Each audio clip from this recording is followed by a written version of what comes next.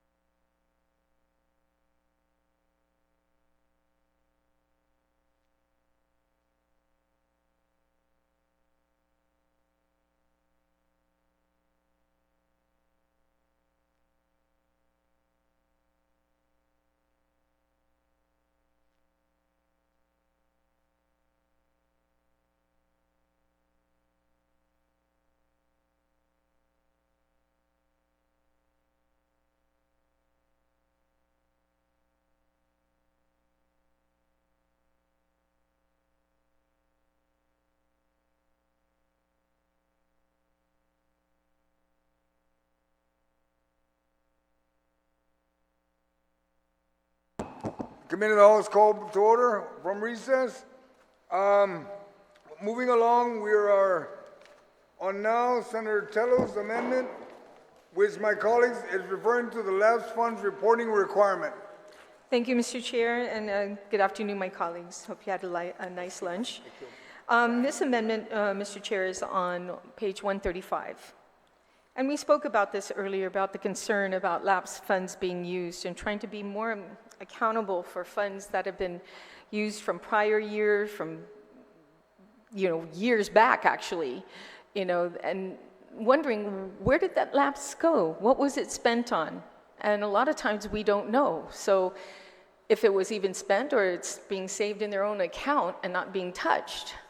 So this basically is a very simple reporting requirement. If you received lapses, especially for the FY2023 lapses, any of the agencies, that they need to provide to us, and I'll read the amendment. It's a new section in Chapter 12, and it reads, Lapse funds reporting requirement. All line agencies shall submit a written report regarding expenditure of fiscal year 2023 lapse funds within 30 days after expenditure to I Legislature Guåhan, I Magaʹhågan Guåhan, containing the details of how such funds were spent. So at this time, Mr. Chair, I would like Mr. Guerrero to kind of explain earlier, if he can, regarding how lapse funds can get lost, and we don't really have a running tab on our books to determine where these lapse funds, or if they were from prior year or the prior year before that, and prior, So if I can, Mr. Chair. Yes, Steve, if you can basically give a rundown as how the lapses are reported. Yes, Senator. Again, the way I'm reading the provision is referring to lapse funds that occur after the end of the fiscal year based on the appropriation made in that fiscal year. So this particular provision notes that all line agencies shall submit a written report regarding expenditure of fiscal year 2023 lapse fund within 30 days after such expenditures. So at the end of the fiscal year, which is September 30th, FY23, whatever funds are basically still within the department's appropriation that have not yet been expended, those monies are normally considered lapse. Again, once those funds are considered lapse, it stays within the account of where the appropriation is made. And it's subject basically to any other provisions of law that either allows these monies to continue to be used after the fiscal year or any specific time thereafter, just depending on the type of legislation and provision of law that is being passed. But it is correct that after September 30th, it's not so much impossible to track how these monies are being spent, but it is going to be somewhat of a challenge to isolate these funds and identify it as such expenditures after the fiscal year has occurred. Thank you, Mr. Guerrero. Thank you, Mr. Chair. And so, this is a very simple amendment, but will go a long way when it comes to accountability and knowing where these agencies are using their lapse funds, because even though it's not impossible, but it is, again, very difficult to track this funding. I wouldn't be surprised that some of the other agencies had lapses in FY 2022, and we still don't know if those lapses were spent or utilized. And this is a way to determine that type of expenditure through the agencies for accountability purposes. Thank you, Mr. Chair. Thank you. Is there anyone that would like to speak to this? If not, I don't think you need a closing. Are there any objection? There being none, that amendment passes. Okay, now we'll proceed on to Senator Snickles. You have an amendment. Your amendment is in reference to add a new section to Chapter 12, temporary employment of retired GovGuam employees. Senator Snickles? He's not gonna do that. Yeah, no, yeah. we're at the retired GovCom employees that you wanted to be allowed at the Mayor's Council. Speaker, Senator Siggett, if you can read your amendment, please. Yes, sir. This is proffered by me and Senator Jesse Anderson Lujan. This is to add a new section, Chapter 12 of the bill, to read Section Temporary Employment of Retired Government of Guam Employees. The Mayor's Council of Guam may hire retired Government of Guam employees when a critical need arises.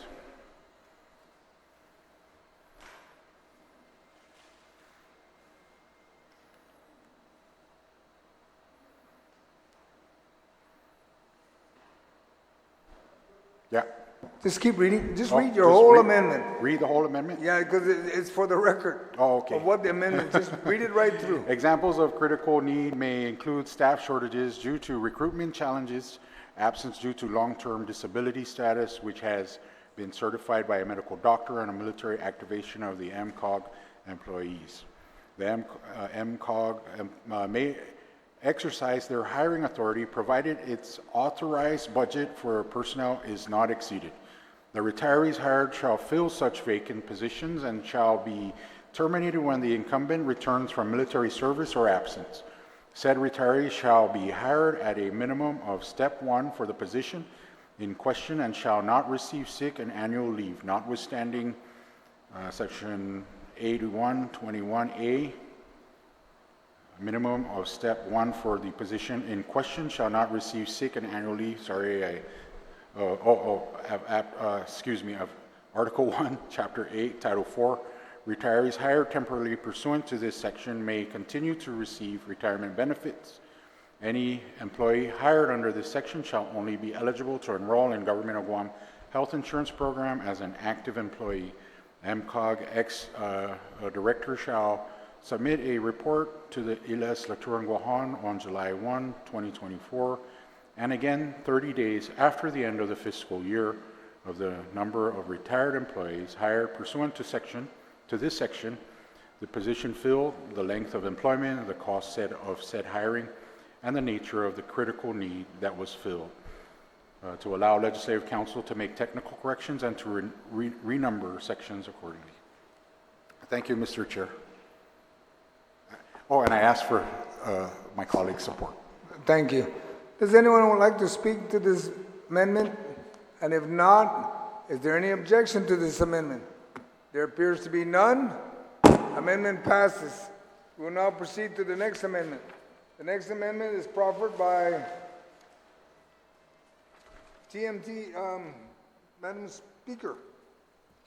You have an amendment. It's amendment to the Guam Ancestral Land Commission Survey Infrastructure and Development Fund. Ma'am. Okay, moving along, we're going to go to the next one is also, yeah, it won't be heard. The next one is on. Yeah, that ancestral lands one is withdrawn. There's one later on. This one about Office of Attorney General withdrawn also. Okay, how about the next one, ma'am? It has to do with. Yes, I'd like to speak on the temporary employment of retired Office of Attorney General. Why it don't we now? take a 1 minute recess to make sure Right we now? got the order right? Okay, excuse me, just a short recess.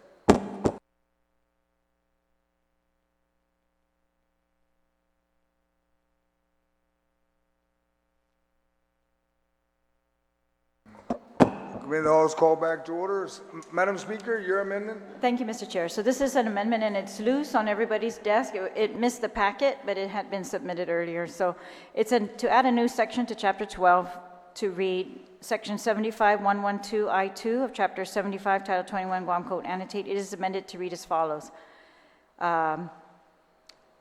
So there's a current statute that says that all taxes identified in Item 1 of subsection I of this section shall be deposited in the Chamorro Loan Guarantee Fund and is earmarked to carry out the purposes set forth pursuant to this chapter. I'm adding a sentence or two sentences to that reads, all deposits due to the CLTC pursuant to the section shall be made within 30 days of collection. The Department of Taxation, I guess that should be Revenue and Taxation, hopefully legal can make that, shall report annually on March 30 to the Speaker of I Legislature in Guåhan and the Chamorro Land Trust Commission as to the amounts assessed, collected, and deposited to the CLTC pursuant to this section. Yes, ma'am, and also in your amendment, it identifies for technical corrections, which will add the revenue and taxation. Does anyone like to speak to this? If not, are there any objection to this amendment? Senator Canata, you have, not an objection, but you'd like to speak to it? Senator Canata, you want to speak to the amendment? Yeah, I just want Okay. to clarify if the author of this amendment would yield. I'm not too sure if this is germane, but I'm just curious to properties that are not being paid, like the Dedito buffer strip, if they're delinquent, does that count in this anyway? Or any properties that belong to Chamorro Land Trust that have been lacking payment thereof? All right, I'll ask the speaker if she yields to your question, because I'm almost sure it does apply. Madam Speaker? Yes, thank you for the question. Great question. So because I included the words assessed, we would be able to hopefully determine once and for all that information if the taxes have been assessed, whether they've been collected or not, and whether they've been deposited. So there's 3 different items they would have to answer. But the assessment, I think, is what would help the Chamorro Land Trust to collect those that have not been collected, or revenue tax for that matter. Thank you. Would she, Thank you. I guess a follow-up question to that, if the property leasee or tenant is delinquent, can we recondemn the property? Can she put that amendment in here or no? Senator Q, that will be under the control and authority of Chamorro Land Trust. I don't think that would be in the legislature. Unless the oversight chair, Speaker, you'd like to respond to that in reference to control? I don't know the answer, whether that's in the statute right now or not. I would have to research, yeah. Okay, Thank you. That is all. thank you. Anyone else like to speak? If not, are there any objection to this amendment? There are no hands. Amendment passes. We will now move to the next one. It's also to, we're going to go to the next one with the temporary employees. Yes, ma'am. Thank you, Mr. Chair. This is to add a new section regarding the temporary employment of retired Office of the Attorney General's staff. So these are for non-attorneys. It's pretty much identical to the previous amendment, earlier amendment. This is to allow retired personnel to come back, and it dictates the terms of how they will be hired, that they will not be entitled to sick or annual leave, etc. Does anyone want to speak to this? If not, are there any objection to this amendment? Senator Fisher, you want to speak to it? No, sir, I don't have an objection, but I did have a question for the author. Okay, If she could just If you can- clarify. just state your Okay, question and yeah, then I'll ask. Mr. Chair, does this only apply to retirees of the Attorney General's office as opposed to retired attorneys who were not with the AG's office? Okay. Madam Speaker, would you like to speak to this? Yes, thank you for the question. It actually, I think, would allow hiring any retired government of Guam non-attorney into the Attorney General's office. Thank you very much, sir. Thank you. Senator Parrish, you like to speak to the amendment? The point of inquiry regarding the reporting, so it has here July 1st, 2023. Was that the intent? Because it already passed. The date passed. So is it 2024? Yes, thank you. I think I would ask that that be amended. Thank you, Senator Parrish.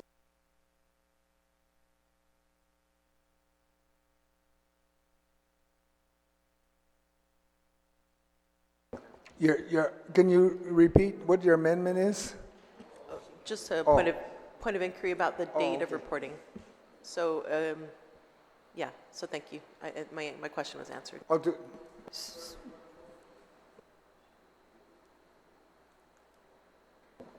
anyone else? Senator Tello? Mr. Chair, this is an amendment that wasn't fully read into the record. You had us read other, Nicholas read into record.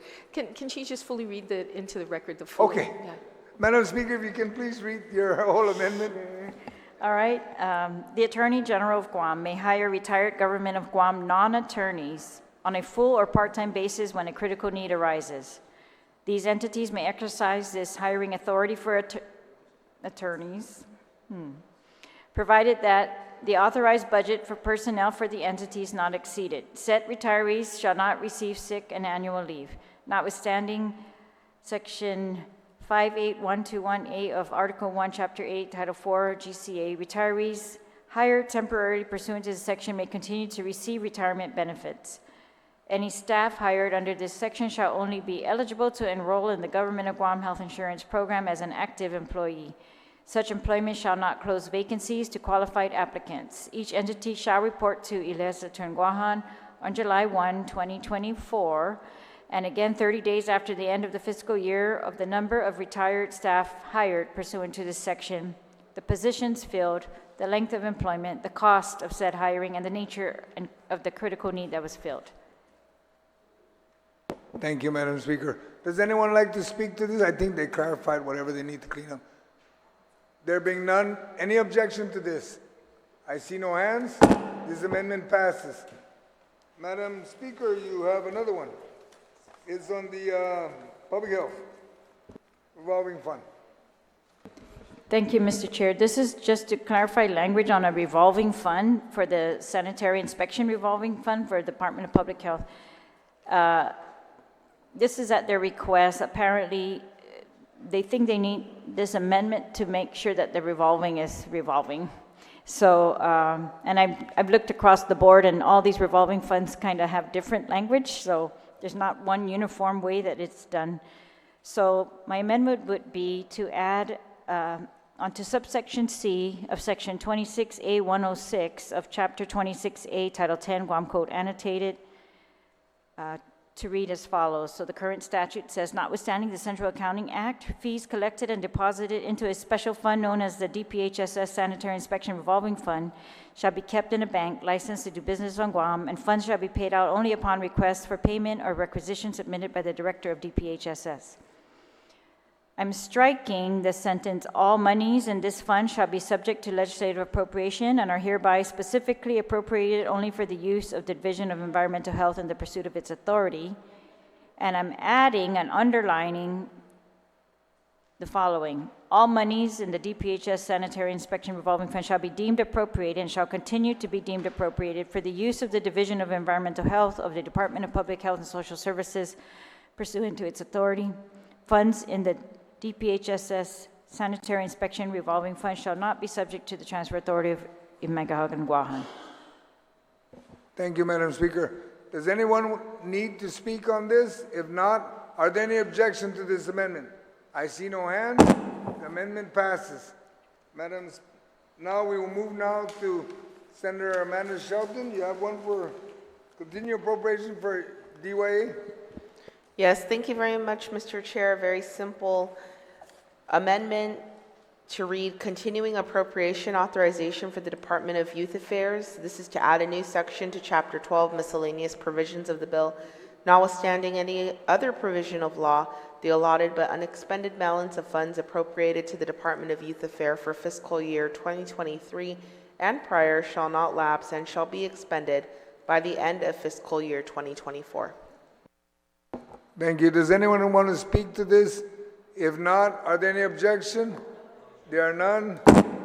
Amendment passes. My colleagues, we're moving now to Senator San Nicolas. You have an amendment to add a subsection to section 24 about the AG's office. If you can go ahead and read your amendment. Yes, sir. Yeah, thank you. I'm proposing this amendment, line 22, page 130, to add a new subsection V to section 24, chapter 12 of the bill, to read position within the office of the Attorney General. I ask my colleagues for their support. Thank you.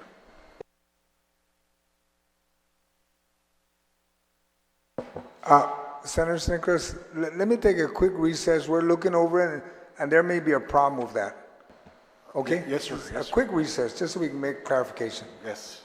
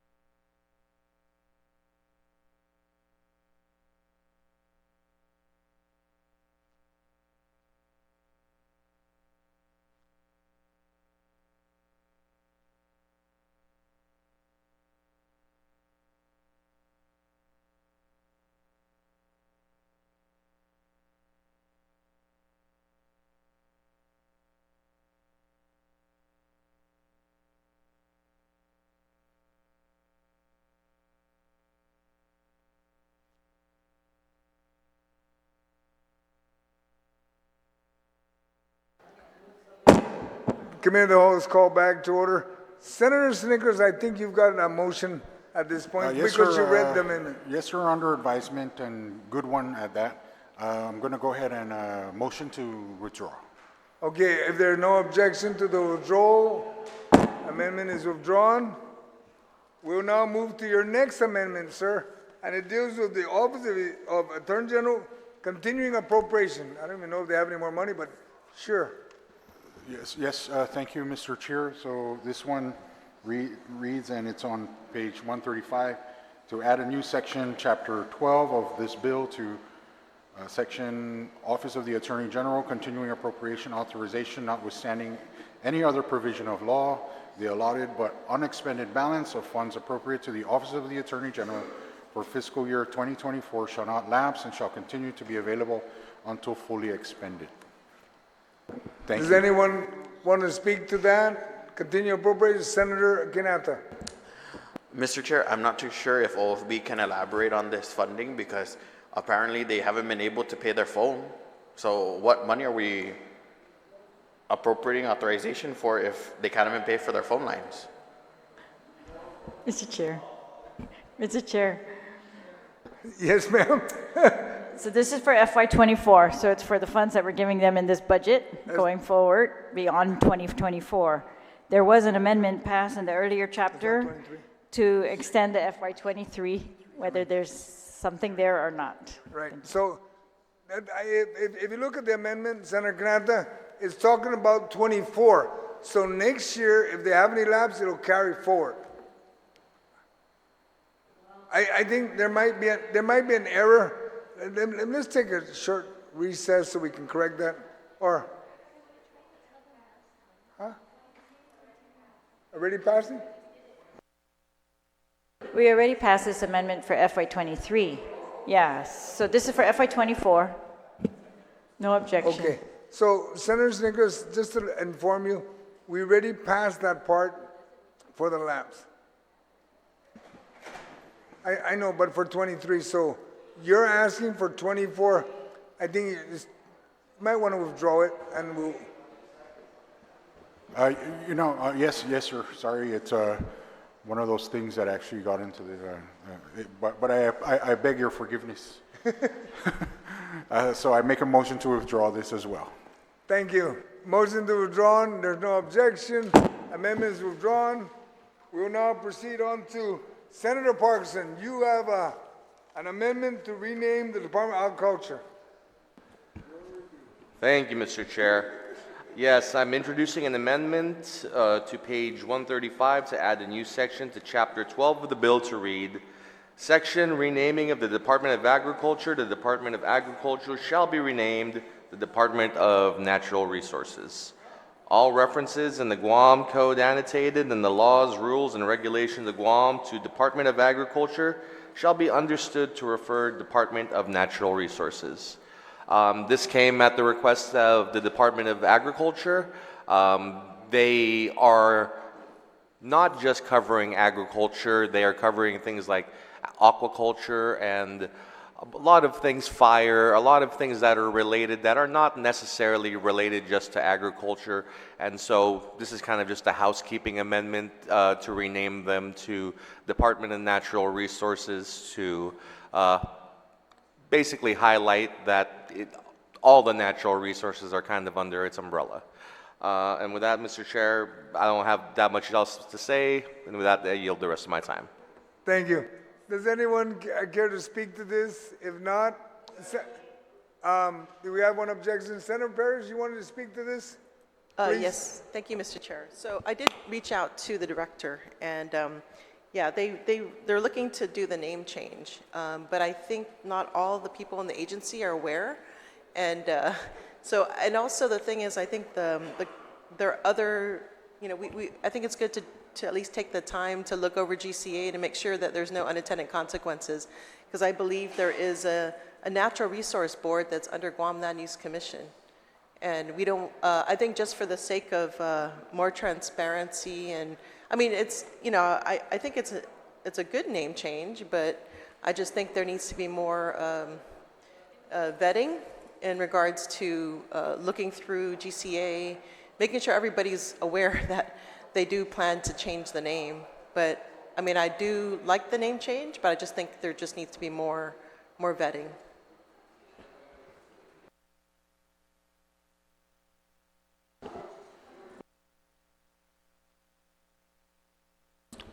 All right, Mr. Chair, at this time, I'd like to withdraw the amendment and take it back to the drawing board, make sure there's no conflicts, and reconfer with the Department of Ag. Thank you. If there are no objection, this amendment is withdrawn. Thank you. We will now move to the next amendment. The next one is introduced by Senator Sinigras. It's Guam Office of Veterans Affairs Continuing Appropriation Authorization. Please read your amendment so we can move along with it. Yes, sir. Thank you, Mr. Chair. Hopefully this one goes, and this is the right one. Page 135 to add new section, Chapter 12 of this bill to read.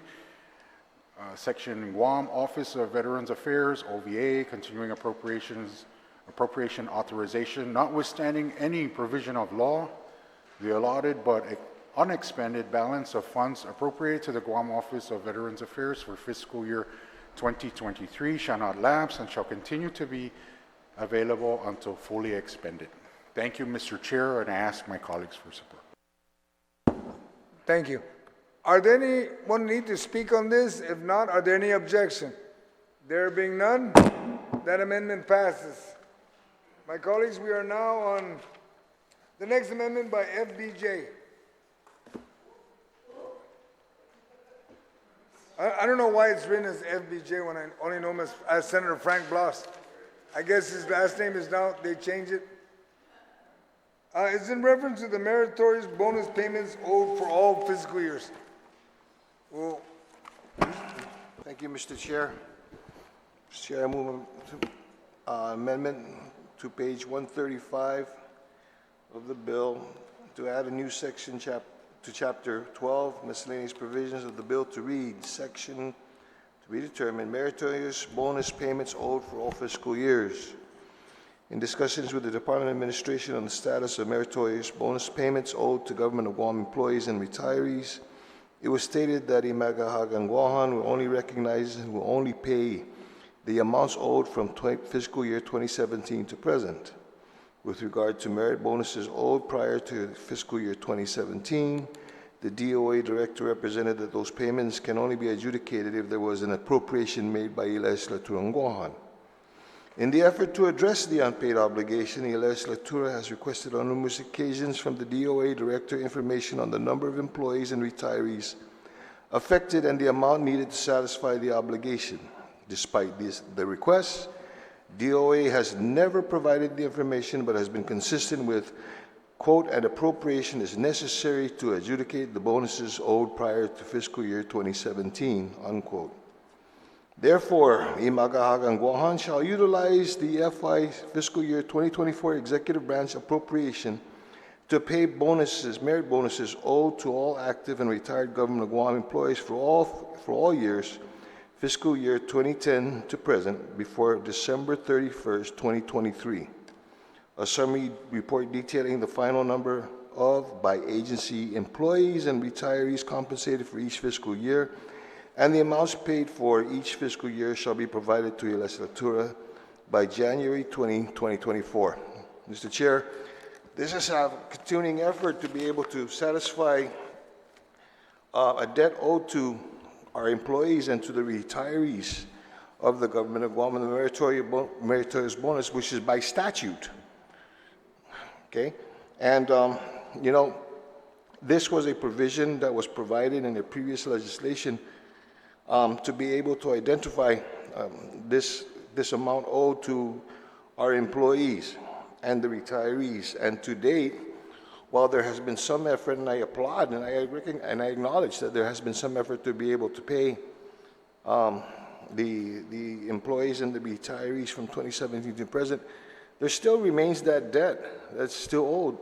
And unfortunately, to some of these individuals who are owed this statutorily required bonus when they receive it, some of them passed away already. Some of them have gone on and were not able to be fully compensated by the government of Guam for their services for what they deserved and what they earned as service with the government of Guam. So in light of, all the pay raises and bonuses and everything else that we've been giving to current employees, I think that we have a debt. There's a debt that is still owed to some of them still active employees, some of them retired employees, some of them deceased retirees and the retirees that, look, use the executive branch, money's within your executive branch budget. You've got transfer authority to be able to satisfy this. There, with regard to how much this is going to cost, Mr. Chair, that's the amount that we've been asking for. That's the amount that we were looking for. Okay, and if this is going to get them to move so that we can finally put justice to this, then I propose this amendment and ask for my colleagues' support on this. Thank you very much, Mr. Chair. Thank you. I acknowledge that there's many government employees not paid. I happen to be one. That's from prior administration. Does anyone like to speak to this amendment? Senator Barnett and also Senator Canata. Follow. Thank you, Mr. Chair. I just had a question for the author, if he would be so kind as to yield. Please state your question and then you. Thank you. The amendment says, therefore, I Magaʹhågan, Guåhan shall utilize the FY2024 executive branch appropriation to pay the merit bonuses owed to all active and retired government of Guam employees for all of the years from FY 2010 to 2023. Can I just get clarity on the funding source?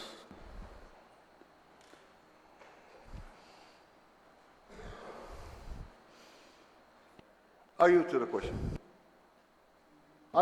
Do you, please? And thank you for the question. And what this would be able to provide is that any funding source that given to all executive branches within the executive branch within her authority, she's already got transfer authority that she's been provided to be able to get monies from the different agencies. It'll be up to her to decide as to which agency she'll be able to pull that money from to be able to satisfy this debt.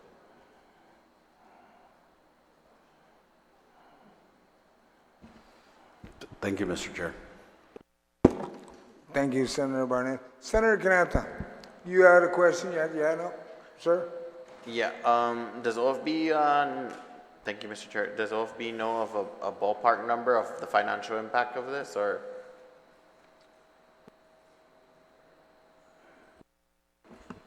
If you're referring to the period of 2010 to 2017, I don't have that information, Senator.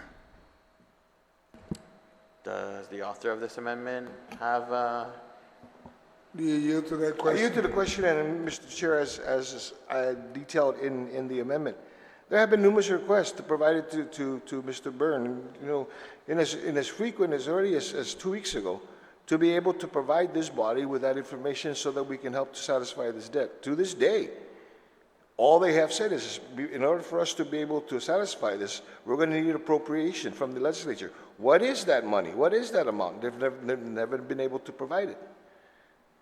Although from the information that I've been able to gather, they have been working on them, or they have some figures, but they just don't want to provide it to us. So in lieu of that, Mr. Chair, there are many retirees and many active government employees who have been owed this debt for going on a decade already. And as we move forward in being able to, this is part of the debt we need to pay down. And if you're not going to provide the information, then okay, keep the information with yourself, but then pay it off. And then, oh, by the way, by the 20th of January of 2024, provide us with a complete detail of how you've been able to accomplish this. How many agencies, how many employees, how many retirees were be able to were provided this pay that is statutorily owed to them. So to answer the question, they haven't given us the information. So, Senator Canata, it's just a hope and wish we get funds to pay it. It's really what it is. Thank you, Mr. Chair. Thank you to the great. Thank you. Thank you to the Barragata Senator. Does anyone else like to speak? Anybody has an objection to this? Madam Speaker, Thank please. you. If the author would yield, I'd just like to know why we are using 2010 as a starting pay. 2010 amendments, because that's when it came into statute. All right. This was, includes the periods where it was on hold in the budget, where the budgets had, say, put that on hold? Yes. All right. Thank you. So, Mr. Chair, I have no objection to the amendment. I think if they're entitled to merit bonuses by law, then they should be paid. It is troubling that the administration was not able to give us a report so we know what the obligation actually is that exists out there. And, but if this will help them to get paid sooner, I'm in favor of it. I guess my concern is that there was a previous question about when it says they get to use FY2024 executive branch appropriations to pay this, that might, in my estimation, significantly eat into their operating budgets, right? But this is creating maybe a cause of action. But anyways, I don't object to that. I just think maybe it's just going to urge them to give us accurate numbers on the liability. I don't think, though, that the assurance we were given that she will use transfer authority to do this, we have not seen any use of transfer authority, but we've seen the payment of many different things. So I think actually it's the opposite, that this language saying she can use any FY24 executive branch appropriation to pay the merit bonuses without requiring the use of transfer authority, which includes a reporting requirement with it, that I doubt that we're going to see these things or where they actually get the source of funds. But I do agree that this should be paid. Thank you, Mr. Chair. Thank you. Senator Dueñas?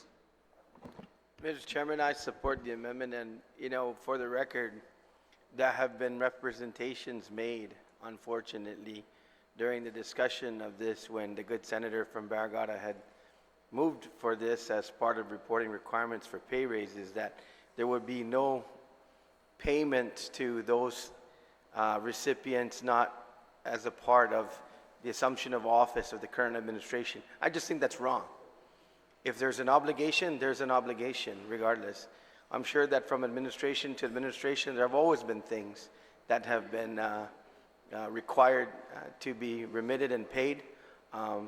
No end of administration says that you know, everything is all settled and everything's good to go. And so I think that this is very important, Madam Chair, based on that representation that was made. And this is a clear statement now within this budget that says that's a duly recognized obligation to our employees. And if they have the paperwork and they go and vet it through their proper channels, that is due to them as per their benefits recognized in Guam law. So for that reason, I double support this amendment on the basis that, you know, no excuses. It's not just whatever time you assume, you're the governor of Guam. The entire liabilities of the government are your responsibility during the time that you hold office. Suzus Masi, and once again, thank you to the good mover of the amendment. Thank you, Senator Dueñas. Is there anyone else who would like to speak on the amendment? Okay, Senator Snogasin, you're recognized. Thank you, Madam Chair. You know, I support the intent of this amendment. But you know what? Current administration is making sure that their term, they're cleaning it up. The previous administration didn't do anything to clean it up. And I just happen to be one of those employees that would receive a compensation. And it just kind of throws me off that, okay, let's direct the administration, use within your authority, pay it. Realistically, my colleagues,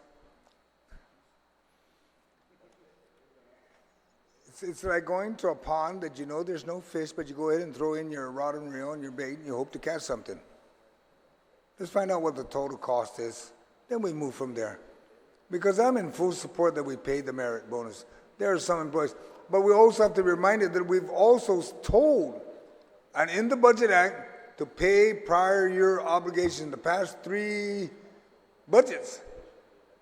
And if they didn't pay it or made an attempt to clean it up, it's probably because they're still looking at the record to determine if it's really true that they're entitled to it. And I did receive a text that I'm waiting for that info of exactly what could be the amount. And if that's the case, I would only recommend that if we're going to ask to pay it, then let's use the excess 22 funds to compensate it and give it a minimum of no more than $5 million or $10 million of FY22 audited excess once it comes out. At least we'll have a ballpark of what we're dealing with. Because right now, we wish and we hope that by January 2024, it'll be paid.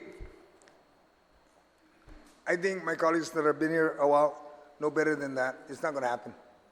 And I'm not going to blame it on the current administration on that. It's just not going to happen. We just need to know first where we're at. And we ask for the information, and we hope to get it.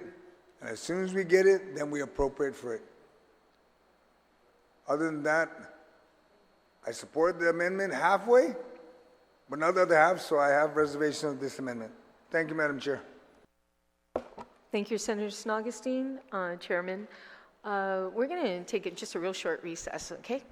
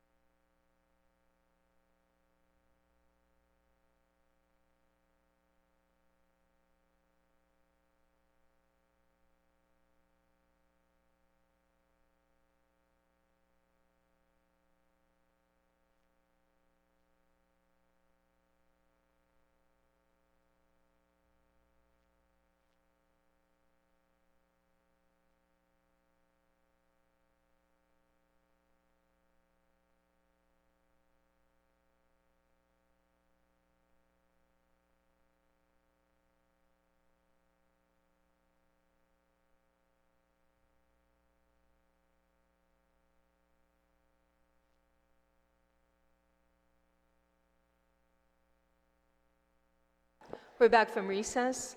Is there anyone else who would like to speak on the Senator Blas amendment? Senator Siniclas, you're recognized. Thank you, Madam Chair. I support this amendment. It's a good amendment. Thank you, Madam. Thank you, Senator Siniclas. Okay, if there's no one else who would like to speak on the amendment, I'll have the author of the amendment close. Senator Blas, you're recognized to close. Thank you, Madam Chair. I'm sorry.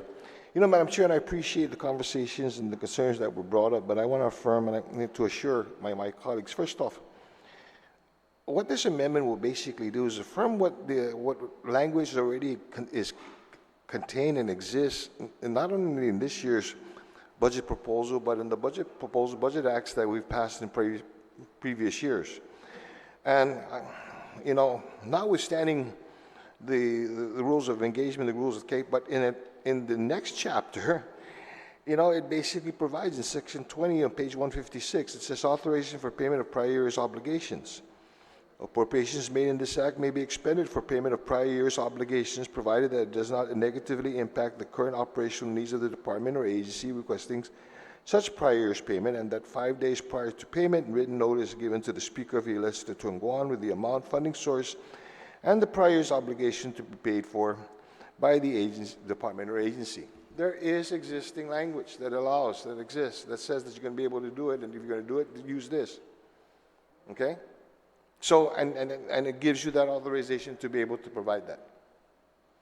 And so what this amendment does is basically affirm what has been a standard piece language in previous budget years and continues to be language that's placed in this budget, in this bill. Granted, it's going to be in the later chapter. So with that, you know, Madam Chair, I ask my colleagues with regards to this, you know, and another fallacy that I want to be able to provide. In the contention that, in the discussions of why this administration only wanted to cover fiscal years 2017 and present, the answer provided by the DOA director, Mr. Byrne, was that the governor only wanted to pay for obligations during her administration. Hello? In FY 2017, Governor Eddie Calvo was the governor of Guam. She was not the governor of Guam until about fiscal year 2019. Okay? So she took care of obligations prior to her. So that nullified basically her reason as to why she wasn't going to be able to take care of it. This has been a long-standing issue. This is an opportunity for us to be able to do it. She's got the funding source, the authorization to be able to do this. And so we're asking it that be done by December 31st of this year. Provide a report to us by the 20th of January of next year, 2024, so that we can finally put an end and we can finally close the books on what is owed in meritorious bonus. Thank you very much, Madam Chair, and I ask my colleagues for their support. Thank you, Senator Blas, Minority Leader. Okay, do we have any objections on this amendment? Okay, there is an objection on the Frank Blas amendment, so I'm going to call for the vote.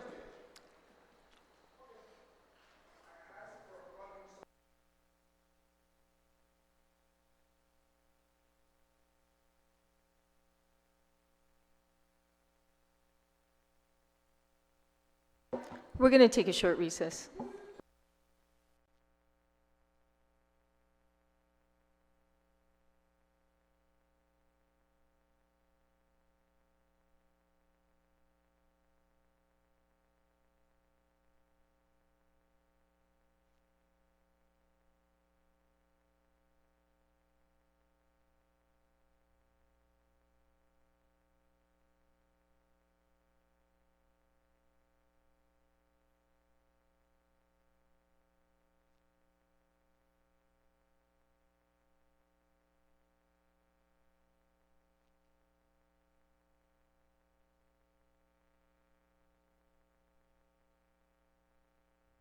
We're back from recess. Okay, Senator Sinagasi has withdrawn his objection. Is there anyone else objecting? No object. Senator Parkinson? Okay, there has been an objection, so I'm going to call for the vote. All those in favor of the Frank Blas amendment, please raise your hand. 5, 6, 7, 8, 9. Plenty votes, as Senator Duenas had mentioned. Okay, the amendment passes. We're on to the next amendment. The Speaker Terlahi, you're up with your next amendment.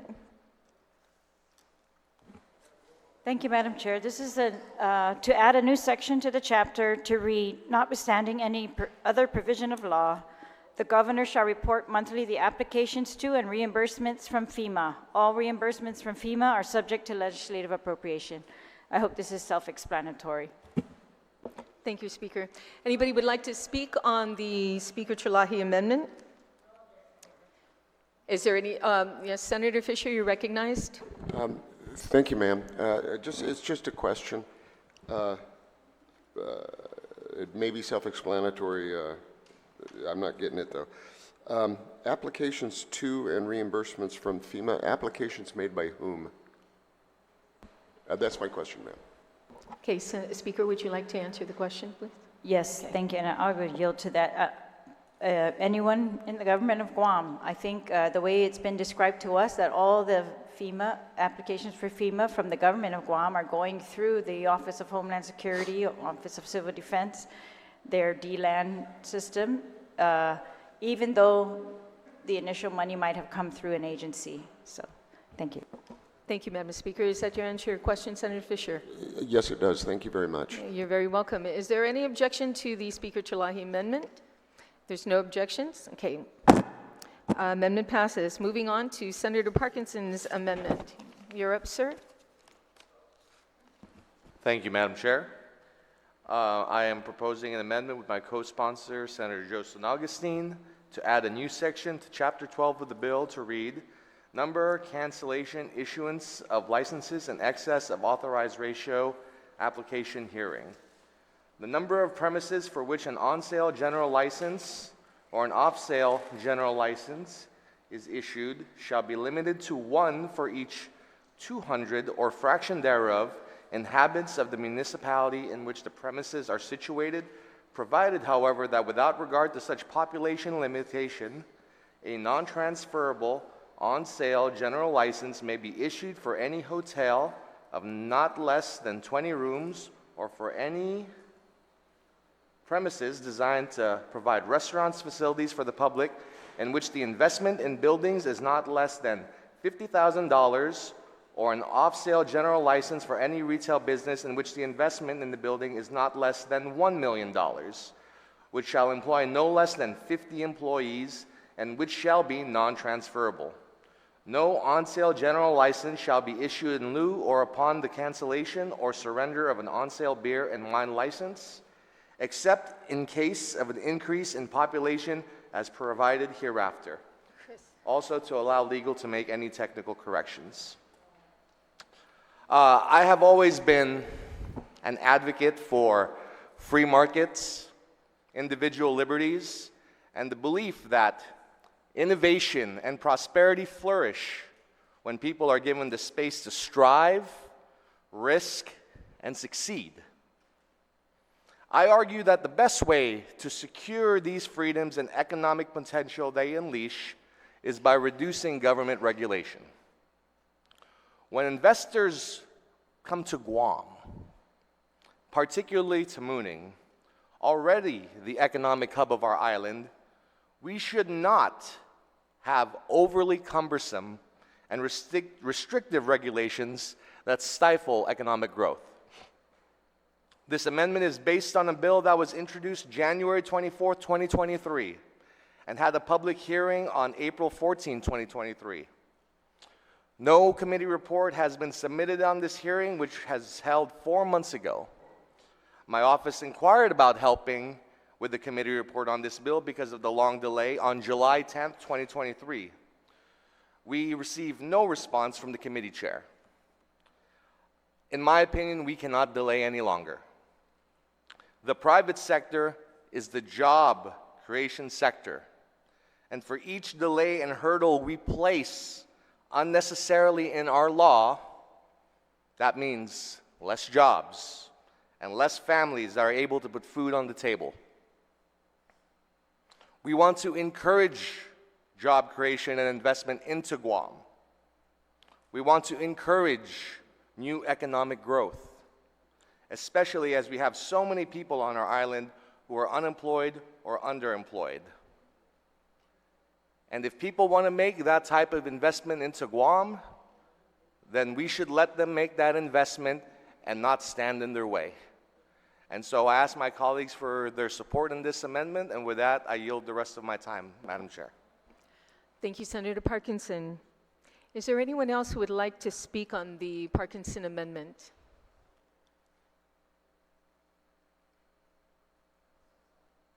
Okay, Senator Kanata, you're recognized. I rise in support of my colleague. I believe that it's important for us to also support these investments. These new investments in our island come very rare, and we need to make sure that we're in support of these investments and make sure that we help them rebuild our island's economy.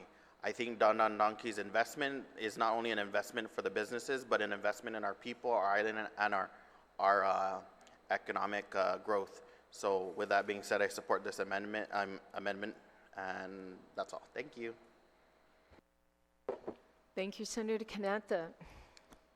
Is there anyone else who would like to speak on the Kanata amendment? Senator Snogestein, you're recognized. Thank you, Madam Chair. I rise in support. I'm the co-sponsor of the amendment. And I'm also the author of the bill. And if it can get by, it'd be great. It's exactly what the author, Senator Parkson, brought up. It's about building employment for our people of Guam. There are enough people that are unemployed, but they can all be employed, and business will start to flourish all over the island again. It's a competitive world, and this business will be part of it. And it also contributes to anybody else that does this kind of business. Anything over $50,000 or $1 million, everybody will start doing business based on the value of how much they invest. Thank you, Madam Speaker, Madam Chair.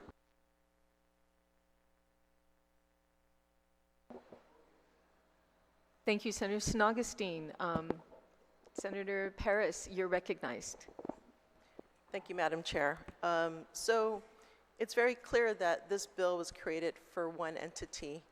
But when you look at the bill, it actually impacts the whole island. And so my concern about this is that it can open up increase access to alcohol, which our community already has a problem with. And so in coming up with the amended bill, we had to look for information from DRT as well as stakeholders to be assured that we're not going to cause any more harm to our community. And so it's really critical that, we definitely want development on our island, but we want responsible development and more accountability for those businesses, especially if the model of their making money, it rides on alcohol licenses. And so as we know, the current law basically puts a cap on licenses based on the population with each municipality. And so although it doesn't state the business itself, it opens it up to the whole island, the expansion of alcohol access. And so it is really critical that we put in the safeguards and not just leave the door wide open for a company that's willing to spend $1 million. By the way, $1 million is very close to a franchise, a cost of a franchise, potentially for, let's say, a gas station, for instance, right?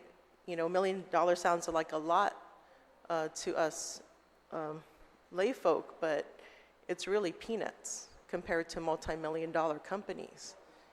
And so I think, we have to be careful when we are open for business, right? If we want to establish a business-friendly environment, and I hope that we can do it in a socially responsible way. Because we end up, the businesses can come and go. These multinational corporations can come and go. They have the freedom to move within different jurisdictions, but we are the ones that are going to end up holding the bag, if there are negative impacts. And so, looking at this bill, I wanted to be, very careful about what we were doing, because this codifies it. Of course, it benefits as one business, but it codifies it, indefinitely. And so these are policy decisions. There's definitely policy decisions that have to be made in regards to this. So one of the things is caps. So what is the purpose of caps? That's one thing, that's a decision, the policy decision that, needs to be addressed. Does it serve a purpose? And why, is there really a benefit to removing those caps? Of course, we want to also become a business-friendly environment, but at what cost, right? I believe that if we're going to have responsible development, it shouldn't be at no cost, but there should be a cost analysis involved.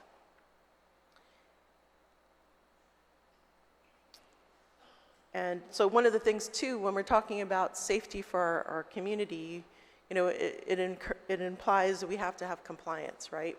And so we know that DRT has an issue with ensuring compliance with all its mandates, including alcohol usage and consumption. And it's very clear that they need to beef up their compliance. And that's one of the reasons for CAPS. CAPS is to ensure compliance. And how can we move forward with removing CAPS when we don't have the compliance capacity in place? So these are some of the policy questions that really we had to investigate, ensure that we're not causing unintended consequences. And so in looking at amending Bill 11, which is what this stems from, we were looking at different ways to amend it to assure both parties, both stakeholders, the developer and the community, can be supported. And so I would like to proffer an amendment. It's not uploaded. We tried to send it in. If I can have a moment's recess. Absolutely, Senator Perez. We're going to take a moment's recess because there are actually several amendments on this particular amendment here. So we'll just take a short recess.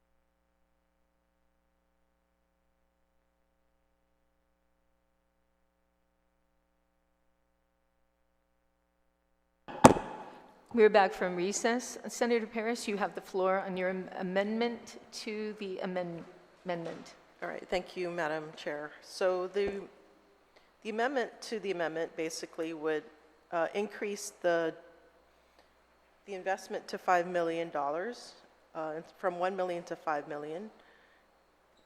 So basically, I'll just start where it says, where it starts with the exemptions. Or should I just read the whole? And yes, it might be better, just so everyone can Yeah, understand it. okay. If you can read it from the beginning and then show where your amendment's at. Thank you, So I'll Senator read Perez. the whole thing. So the number cancellation issuance of license in excess of the authorized ratio application hearing. The number of premises for which an on-sale general license or an off-sale general license is issued shall be limited to one for each 200 or fraction thereof inhabitants of the municipality in which the premises are situated, provided, however, that not without regard to such population limitation, a non-transferable on-sale general license may be issued for any hotel of not less than 20 rooms or for any premises designed to provide restaurant facilities for the public in which the investment in buildings is not less than $50,000, or an off-sale general license for any retail business in which the investment in the building is not less than $5 million, which shall employ no less than 150 employees, which shall not be non-transferable, and upon notification by the Alcoholic Beverage Control Board of population limitation exemption, a copy shall be transmitted. So this is where some additional changes. A copy shall be transmitted to the mayor of the affected municipality. A public hearing shall be conducted by the municipality in the affected district for the purpose of community input. To the maximum extent possible, reports and position statements shall be provided by the municipality to the Alcoholic Beverage Control Board within 30 days of the public hearing. No on-sale general license shall be issued in lieu of or upon cancellation or surrender of an on-sale beer and wine license, except in the case of an increase in population as provided hereafter. One, community impact assessment. Any business seeking an exception shall conduct a community impact assessment, which shall evaluate the potential effects of the business on the local community, including but not limited to traffic, environment, employment, social aspects. The assessment shall be submitted as part of the application for the exemption. Local workforce preference. Businesses applying for an exemption under this act shall be make reasonable efforts to prioritize hiring from the local workforce. The business shall also provide training and skill development programs to residents to enhance their employability. 3, review and reporting. Businesses granted exceptions under this act shall provide periodic reports to the appropriate oversight authority. The report shall include updates on the progress, impact on the community, compliance with regulations. The oversight authority shall use this information to assess the effectiveness of the exception. Sunset clause. The exceptions granted shall be valid under this act shall be valid for a period of 8 years. After the expiration of this period, the effectiveness and necessity of the exceptions shall be reviewed by the legislature to determine if further extension or modification is warranted. And so this basically, this amendment would provide, due diligence in regards to a business that wants to invest in Guam, that they are also taking care of the community as far as looking at the impacts, hiring local workforce. So there's nothing in the bill currently that states that they must hire locally. So this ensures that the workforce is hired on island, for those residents on island. Review reporting, obviously we want compliance, and that's what the point of the review and reporting is. And, should there be, basically, the impacts are too great, then this amendment does have a sunset clause at this point. So, yeah, I think, again, I prefer that this bill would have actually had more of a separate, the idea is that this bill should have had a separate,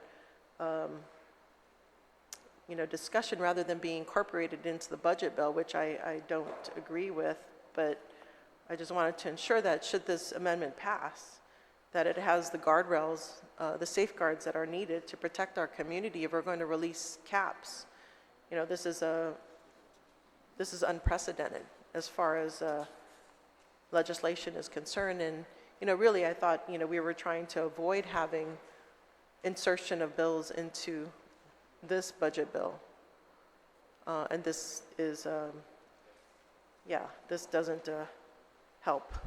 But in any case, I think what's really critical is protection of our community, responsible development, and I look forward to my colleagues' input. Thank you. Thank you, Senator Perez. Senator Duenas, you're recognized. Sidus Masi, Madam Chair. And this is on the amendment to the amendment, Senator Amendment to Perez the amendment. Correct. And I object to the amendment. And I also do not like the insertion of bills into the miscellaneous provisions. But to every rule, there are exceptions. But Madam Chair, these provisions that are being put in as an amendment to amendment probably look good as a bill to be introduced and are so substantively different than what the intent of this bill was.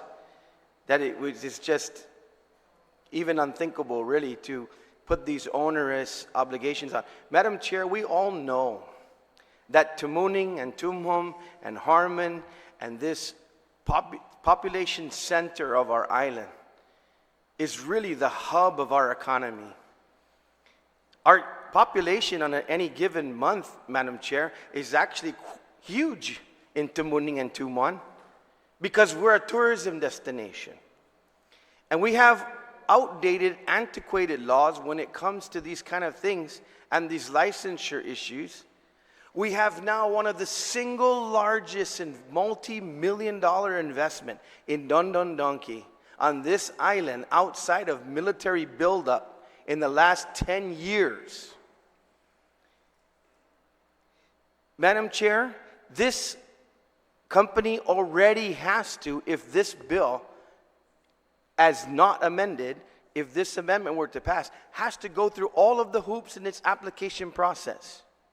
We're weeks away, perhaps a couple months away from this business to own and operate.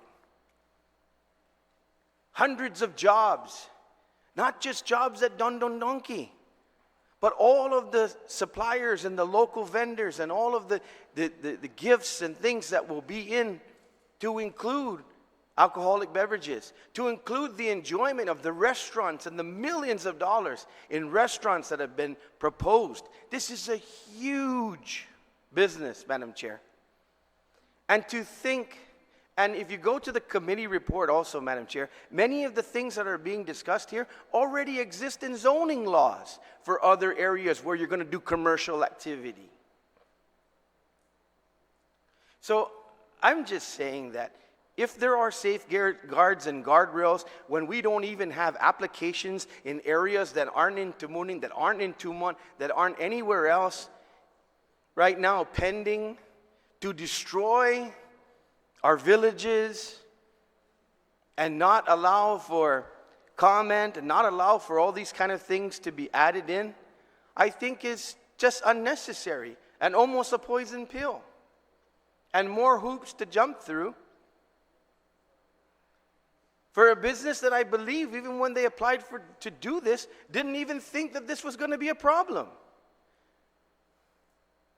My goodness, could you imagine duty-free shoppers, Madam Chair, a long time ago?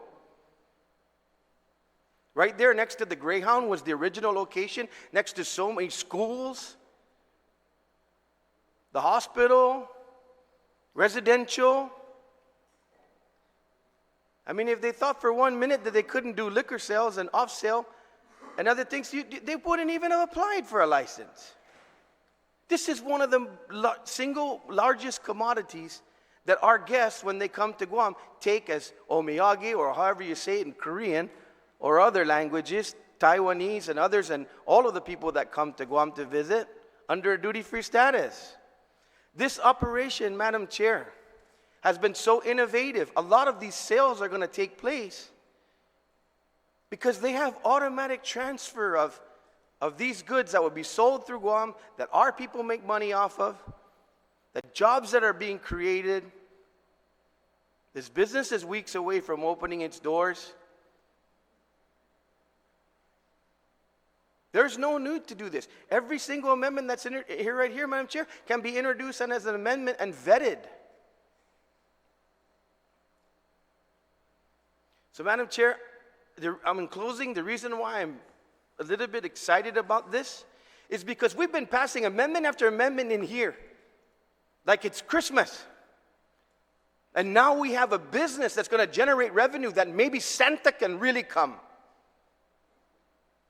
I know we have one here and I love our Santa, but the real Santa, you're not real. Siyempre, sinya un fatu. So nice lapi para pasi todos the appropriations mangagi. Thank you, Madam Chair. I object to this amendment. Thank you, Senator Duenas. Is there anyone else who would like to speak on the Senator Nicholas? You're recognized. Yes, sir. Thank you, Madam Chair. And yes, there is a Santa here. A real one, too. I object to this amendment. You know, I'm very I guess, inclined, and I really think a lot about revenue generation and the growth of our economy. I think I mentioned it here many times that we like to spend, and we should try to foster economic an environment that allows for economic growth. The last I checked, we don't have oil. Maybe we might have some lying around, but or gold. We don't even have gold. And so, how does an island without these resources produce? Well, for the most part, it's outside investment, and I encourage outside investment, and I wish more investment. I can't wait for the day where we make microprocessors here. Maybe we could save ourselves from a war. There's some things in here that also, is so anti-business, anti-foreign, anti-outside investment, and it goes against some of the things that I believe in. And I want to encourage businesses. I want to encourage outside investment, and I want to grow this economy so that we have the Santa. We can afford things, but I can't support this amendment, and so thank you, Madam Chair. You're very welcome, Senator San Nicolas. Is there anyone else who would like to speak on the amendment to the amendment? Senator Barnett, you are recognized. Thank you, Madam Chair. I rise in full and complete support of the amendment to the amendment. I don't see anything here that I didn't know this was for Don Donkey, but it's clear now it's for Dum Dum Donkey or Don Don Donkey. But I don't see anything here that's going to prevent them, and we're talking about this establishment being able to sell beer. I don't think we're talking about anyone being anti-business or anti-foreign investment. And I don't see anything here that would exempt them. I think the building has got to be worth more than $5 million. I'm assuming they're going to hire 150 employees, and in fact, I think that was part of the QC requirement from GITA. I mean, it's pretty easy to say the investment in a building is not less than $50,000. So I actually commend the author for her diligent work, and I don't understand the argument that we can be opposed to inserting bills into the budget and then get upset when we try to amend the bills that are inserted into the budget. You live by the sword, you die by the sword. So yeah, I support all this. I mean, I don't believe we're doing anything onerous. We're asking them to hire locals, to do a community impact assessment, to review and report. We're sunsetting it. I think this is a very well thought out amendment, and I commend the author, who also happens to be the committee chair that had jurisdiction over this bill. And so I would defer to her expertise and experience on this issue, and ask my colleagues to do the same by supporting this amendment. Thank you, Madam Chair. Very welcome, Senator Barnett. Is there anyone else who would like to speak on the Paris amendment to the amendment?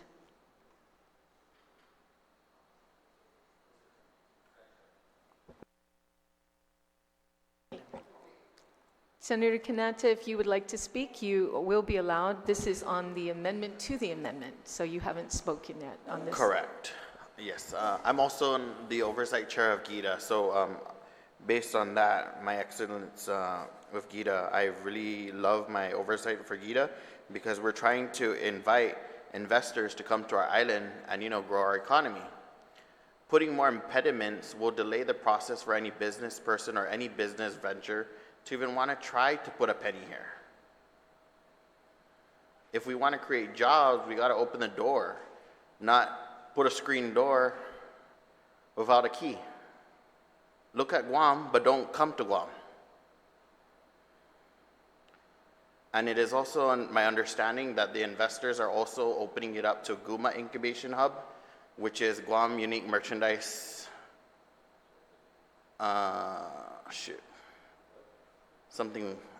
anyways, GUMA is a a local entrepreneur,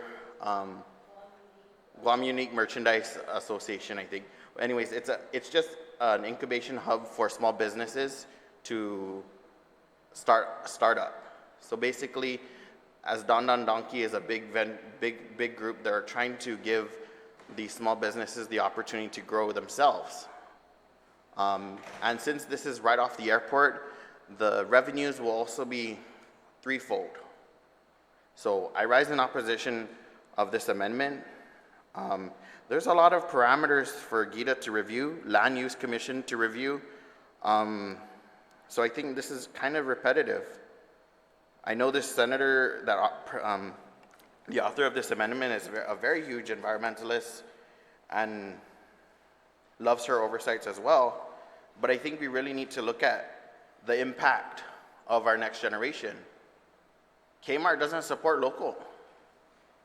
If Don Don Donkey is willing to give Guma a putty here, then our people have a putty employment opportunity here. So, and putty means part in Chamorro. So I really stand in opposition of this amendment, and I want to support business growth on our island. That's the only way we're going to have a strong economy, and the only way tourism is going to come to Guam is if you have other attractions. I mean, a lot of our people go to Japan to see Don Don Donkey, I think, too, to shop. So if we have Don Don Donkey, we'll also be shopping there, too. So with that being said, thank you, Madam Chair. You're very welcome, Senator Kanata. Is there anyone else who would like to speak on the Paris amendment to the amendment? If there is no one else, Senator Brown, you're recognized. Thank you very much, Madam Chair. I have to tell you, this is where the great diversion on the budget happens with these type of introductions of amendments that are not related to the actual budget of the government of Guam. And here we are debating this issue here, rather than going through the proper process to ensure deliberation. I'm not an objection to the amendment. I mean, I think there's always a plus and minus with development, depending on what kind of development. I don't know why this issue has come up so late in the process. I mean, I'm sure if this business had always intended to sell liquor, I don't know why this amendment now is needed. I'm sure if I'm going to make a multi-million-dollar investment, I'm going to want to know all the parameters of my project and any obstructions that would be there to keep me from doing my desired objective of what I'm going to build. But, you know, debating this issue here and now on the budget about whether or not, you know, what's the parameters and requirements for liquor licenses on Guam and how many we're going to have for what location. Granted, you know, Tamuning and Tumon is a tourism hub. But, you know, I don't know that this allows that level of engagement in our community. I know, you know, one of the speakers here is from the village of Tamuning, so it's, you know, I don't live in Tamuning myself, but I don't know that this is the forum that we should be debating this, especially when we already know this is being put in place to accommodate a specific business. I think there should be open public discussion. I mean, it's amazing. The main, when we get to the main amendment, I think I'll speak on that too, because it's really interesting to see one of our majority members here lament how a bill got heard in a public hearing. It hasn't been reported out when many on our side haven't even had the bill heard. Many of us haven't had our bills heard at all in public hearings, so interesting to watch you guys snipe each other down.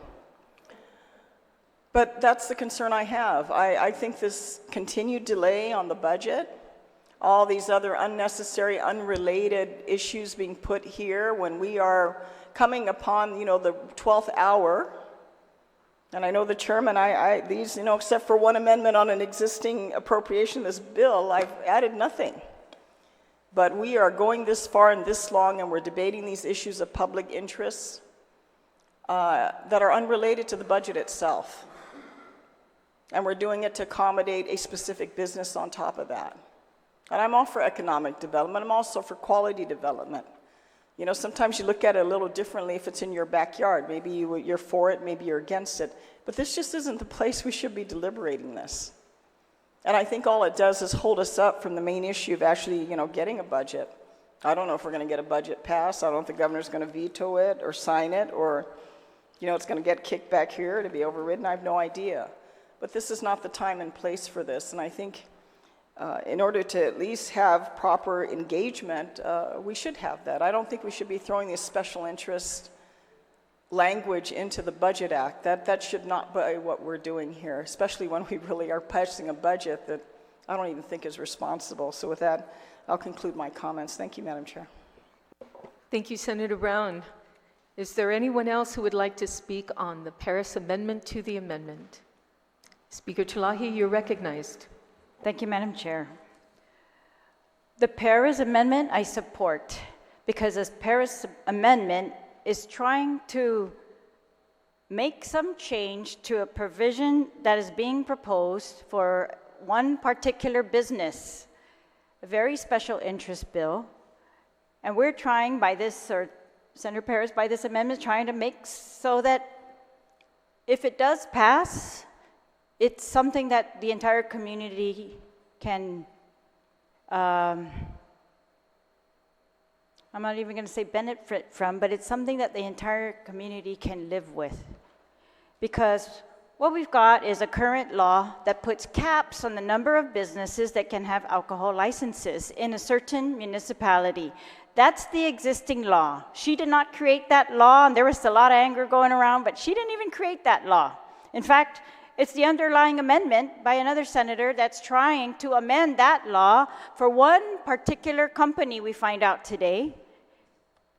And they might as well have written the bill to say this one company does not have to comply with any liquor licenses restrictions on Guam, but every other company, you have to. We've got a current law that says there are existing caps on the number of businesses that DRT is going to license per municipality. That's the way it is. And I agree with the previous speaker that if we are going to make changes to that, that is a huge thing to do. It has far-reaching impacts that we really should take the time to address. The existing law says there are very few exceptions to this caps per village of liquor licenses, and that is for hotels, restaurants, where the building's over $50,000 investment.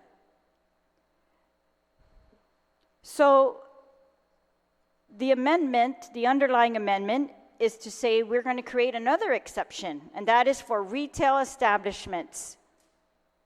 And so they've put a dollar amount as to the investment. And I think that's a good idea.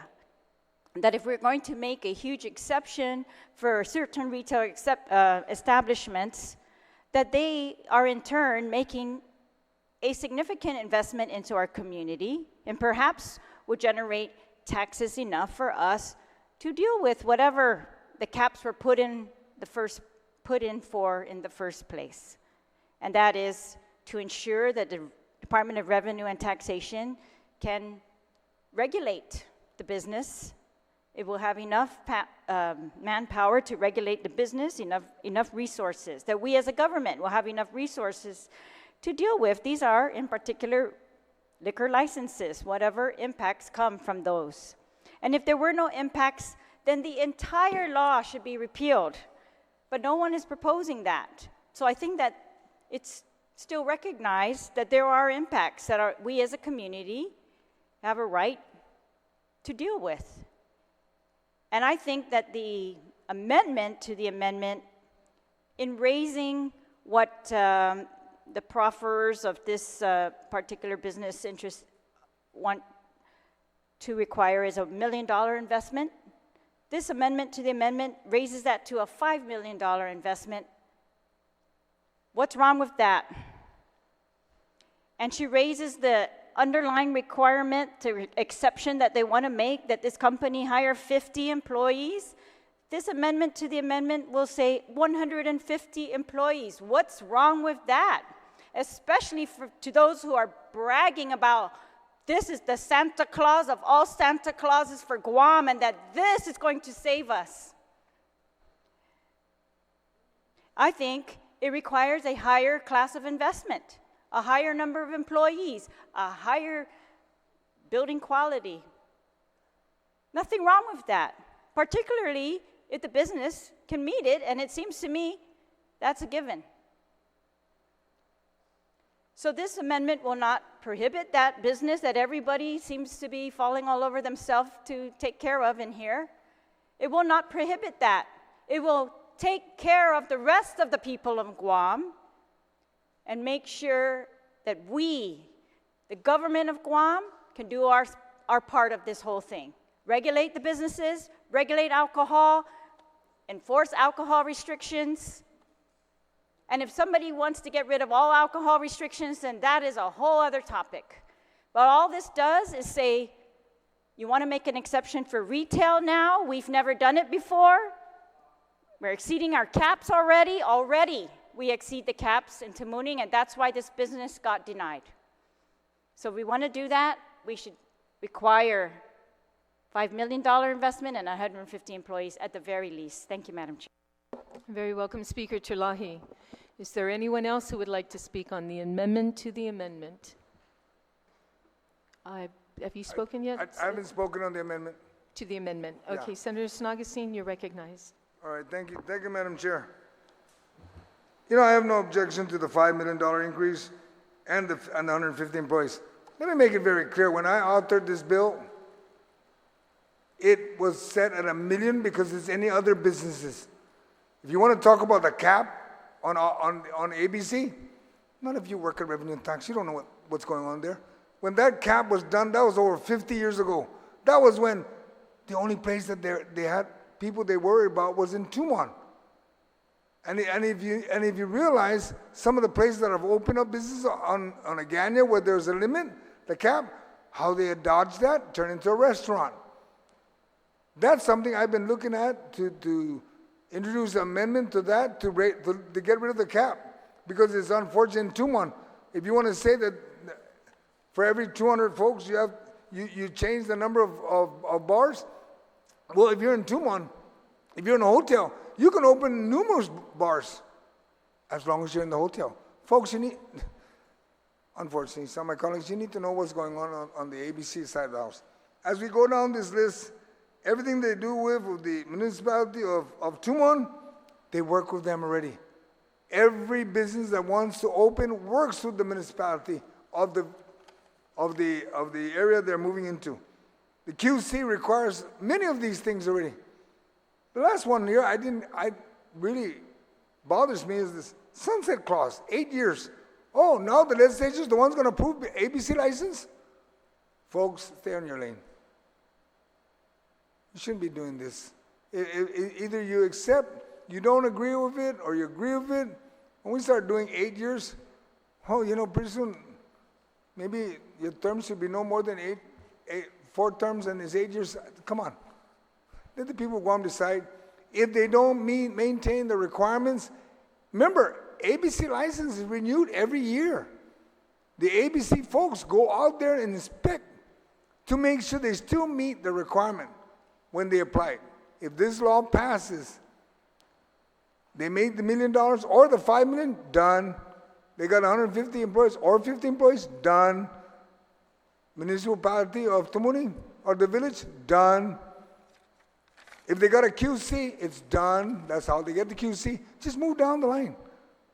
I merely object to this because of the 8-year clause. That I don't agree with. I don't know what else is next we're going to do in any businesses. Thank you, Madam Chair. Thank you, Senator Snagastine, Chairman. Is there anyone else who would like to speak on the amendment to the amendment, the Paris Amendment? If there's no one else, Senator Paris, would you like to close on your amendment? Yes, thank you, Madam Chair. I'm willing to take out that sunset clause, if I can make that change. Is it possible to make that change? Yeah. Senator Paris, I don't think you're able to do that at this point, because you're making an amendment to the amendment to the amendment. So. Okay. Okay. Sorry, can I get a quick recess? Yes, absolutely. Yeah. We'll take a short recess.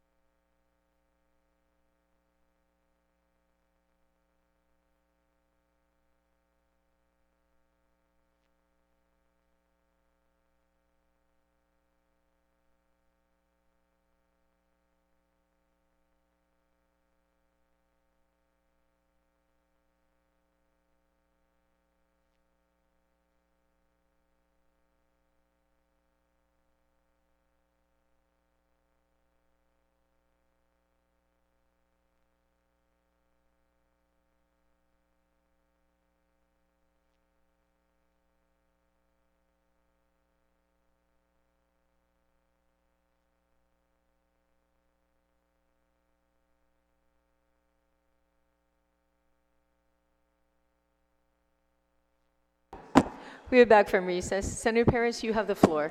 Yeah, thank you, Madam Chair. Notwithstanding, I would like to strike number 4, the sunset clause, from this amendment to the amendment. Okay, there's been an amendment to strike out as your The sunset closing. clause. Is there any Yeah. objection? Seeing no objection, so ordered. Okay, and if I can continue. Absolutely, Senator Yeah, Paris. so again, I think, it's, the bill that was introduced and heard was really to address one business. Unfortunately, it codified, it changed the law that impacts the whole island in regards to lifting caps. And it basically allowed lifting of caps for an investment of $1 million for off-sale general licenses and hiring of 50 employees. And I think that, it's important to ensure that whatever businesses is developing here on Guam is done in a responsible way. We know that this one business has already poured in $100 million, so $5 million is nothing.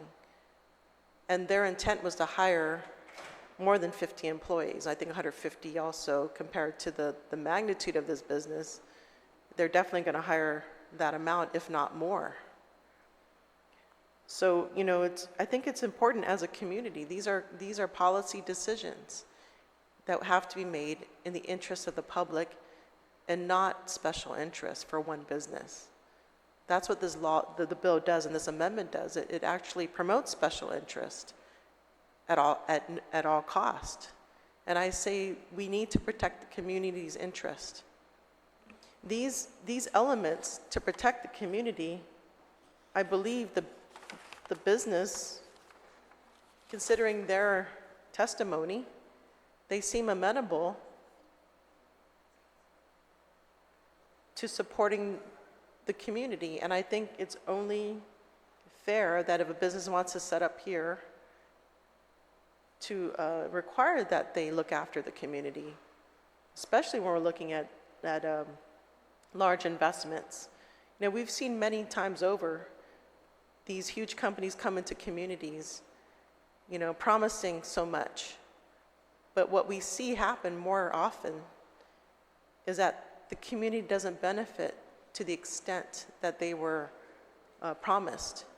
And so what these amendments do, ensure that there are more people that are going to be hired, which is going to bring in, more revenues to the government, a sustainable revenue, because we're talking about, income tax, that sort of thing, corporate tax on more than just 50 employees, right? We're talking about training them up so that they have, increased their skills. Everybody's talked about workforce development. Why not require that for a company that wants to invest this amount of money? $100 million is what they plan to invest if they haven't done already. And so what these requirements do, just protect our community, especially if we're trying to increase the access of alcohol. I mean, think about it. JFK is not very far from this business. And, if the Chief Brody becomes a middle school, that's even closer to this business. So, and I think people have said that, why don't we give exemptions to Tamuning and Tumon? But, these are places where people live, where our children go to school. And I think it's really critical that there is that element where there is transparent accountability to our community who live so close to this business, or a business that wants to avail of the exemptions of getting over the caps. But again, I think this is the wrong place for this discussion. This should not be part of a budget bill, where we can vet it even further. But again, these are safeguards I think these are the minimal safeguards that are needed for the interest of the public. Masi. Thank you, Senator Paris. So there has been an objection to the Senator Paris amendment to the amendment. I'm going to call for the vote. All those in favor of the Senator Paris amendment to the amendment, please raise your hand. Amendment fails. We are back now on the main amendment proffered by Senator Parkinson.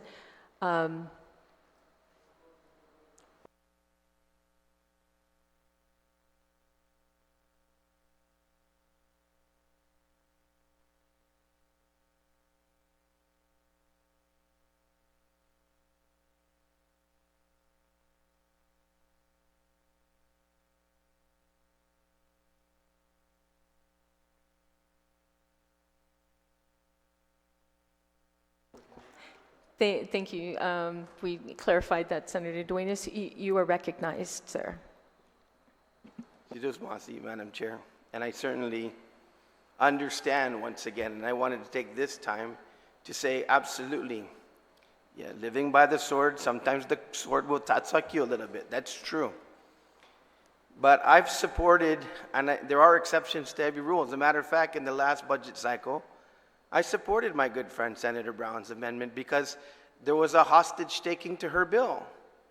In fact, it went through the entire term and was never let out. And so in this instance, if you go to the committee report and you take a look, there was an amendment in the miscellaneous section, and I voted for, I think only 4 of us did. But if you go and you look at the committee, well, there's no committee report because the author didn't see fit to get this on in several sessions before with these amendments proposed. So if you go to the public hearing, you will see very strong support for this bill. And yes, is it special interest? Yes, because it's special to all of us to grow our tourism industry. It's special for all of us that this company, which stated on the record close to 35% of its sales are going to be related to the sale of on and off sale spirits. Let's face it, we're a tourism destination. Those people come here, like our locals, to enjoy ourselves, hopefully responsibly. But they're also purchasing while they're having their sushi, instead of having to drink it with ice water, they can drink it with some sake and some beer and package it up and take it up to the airport so they can bring it home to give to their friends, just like they're going to do the candies and the cookies and all the other stuff. But Madam Chair, this is a big part, and it's special interest because it's time sensitive. And the Committee of Jurisdiction knew that it was time sensitive.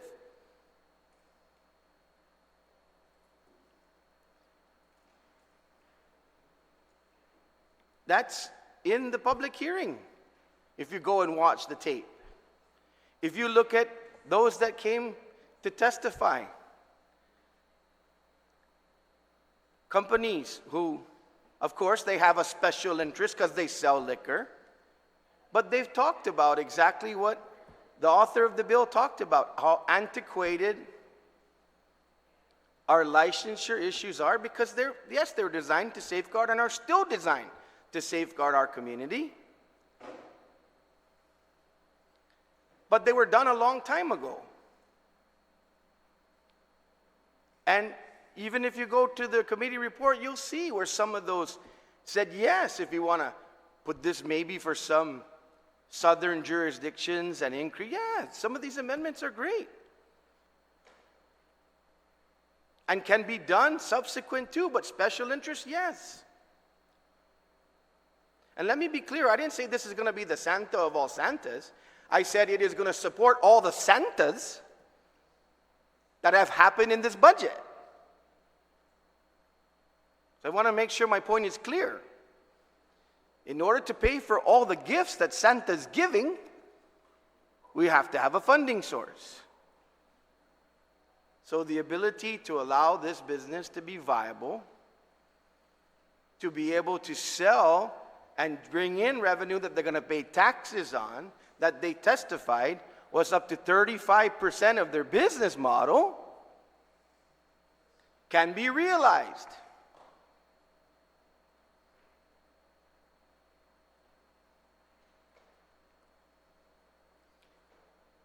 So, Madam Chair, I know it's easy to beat up on, those big companies, what about us? Man, the last time I look at the tax rolls, there's a lot of us in those big evil companies. Especially at a time when we're trying to recover. So I support this amendment even though I don't like the way it's being proffered, but I'll swallow it and hope to get our businesses going and have some beer with my sushi. Thank you, Madam Chair. Very welcome, Senator Duenas. Is there anyone else who would like to speak on the amendment? Senator Brown, you're recognized. Thank you very much, Madam Chair. And just for clarification of the record, I have never asked for any bill of mine to ever be included in the Budget Act. And what was included of my bill last year was not at my request. No, I did not. Absolutely not. I'm pretty consistent. Maybe that's my failure, but I'm very consistent about how I go about what I do and what I've been doing a long time. I don't look at adding unrelated matters to the budget bill. I think we should deal with the budget bill. That in and of itself is a big chunk of change to address, and all these other issues. There's no reason any time of the day we can't have proper public hearings, get committee reports done in a timely fashion, turn them in, allow for public review, senatorial review, and come on this floor. This is our 5th or 6th week here. What I don't like is the process of putting unrelated matters because we want to facilitate things. And yeah, it makes it look dirtier when it is special interests. Why aren't we addressing it on a bill? And I think definitely issues like this, and obviously it's been made very clear who this is being done to accommodate. But this is something that every village and certainly every mayor and council should have input into.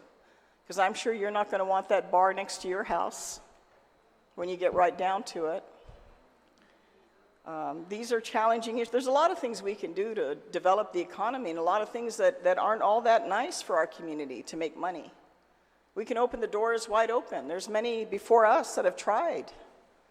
But we have to ensure that the quality of life of our people, the safety and health and welfare of our community is also important. There's no reason we have to make special accommodations like this. And like I said, I don't know. I'm going to find out who the players are here. I'm going to find out who the local connections are here that help get this language on the floor. Probably I know them because this stuff doesn't come out of nowhere. But I will tell you again, in my mind, if I had my major investment coming into Guam or anywhere else, I'm going to want to know what all the requirements are up front. And if I know that 30% of my sales are going to be liquor related, I'm going to want to know what the requirements are to make sure it doesn't impede my development. And if it did, I would kind of knock on the door before I did my development to make sure that got addressed. Because when things become political like this, you got to wonder. I've waited and watched this building across from McDonald's for how many years, curious, waiting to see its completion, because many years ago there actually was supposed to be a mall built there. That property's been cleared many times, and they put a little golf course for a while, but there have been different plans on how they were going to develop that particular piece of property. And I welcome the development, I welcome the investment. But when we come and try to address this on this vehicle in the budget, it's just a little tainted. Just tastes and smells tainted. And we're trying to shove it in because, we want to get it through. Because the governor's got no choice. She's got to sign it. We've got to override. We've got to get a budget, so let's just throw it in. And there's no need for this kind of stuff. And I think that's why I have an objection to the inclusion of this language in the original amendment, which is totally unbudget related. Thank you, Madam Chair. Thank you, Senator Brown. Is there anyone else who would like to speak on the Parkinson Amendment? Okay, then I have Senator Parkinson. Okay, we'll wait.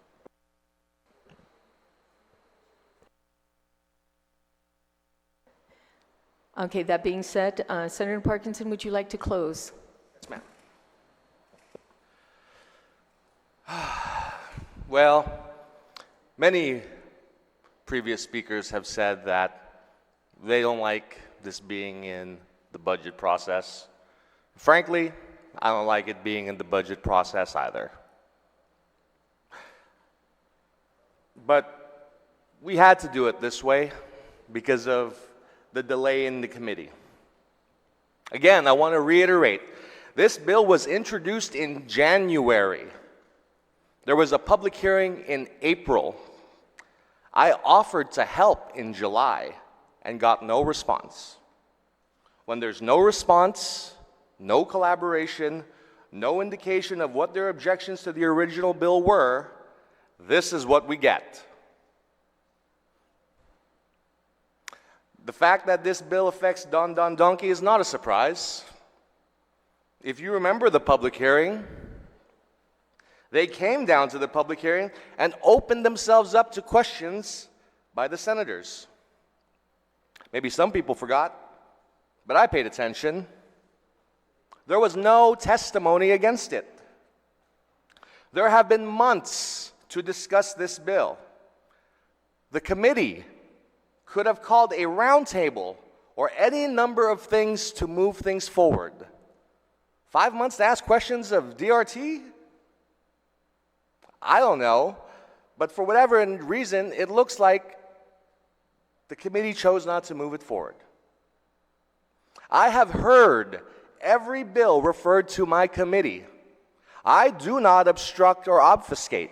Point of personal privilege, Madam Chair. State your point of personal privilege, Senator There's Paris. the accusation that we're stalling the process when in fact we're vetting I did no such thing. I said I do Senator not obfuscate. Parkinson, order. Yes, Let ma'am. her finish. Yeah, it is the right of my committee to do the proper research and vetting of any policy changes to a bill. And also, I did communicate to the proffer of this amendment that we will be bringing it to the floor in September, as well as to stakeholders, and they agreed with it. Thank you, Senator Paris. Continue, Senator Parkinson. Yes, Madam Chair. It has almost been 8 months since this bill has been introduced and referred to committee. 8 months. It has had a public hearing. Senators have had the opportunity to question the business directly at the hearing. GUMA, the Guam Unique Merchandise and Art, is going to benefit, and local artisans are going to benefit, and our local tax base is going to benefit, and ancillary businesses are going to benefit. This has been delayed for too long. I do not want to put this in the budget process, but because of the delays, this is the process left before us. I find doing it in the budget, as Senator Brown has mentioned, is inappropriate, but we must use the tools at our disposal. And I too must swallow this. And I appreciate my fellow senator for also swallowing this as well. Delay is the enemy of progress. Let's not delay any longer.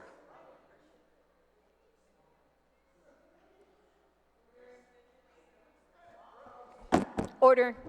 Let's not delay any longer.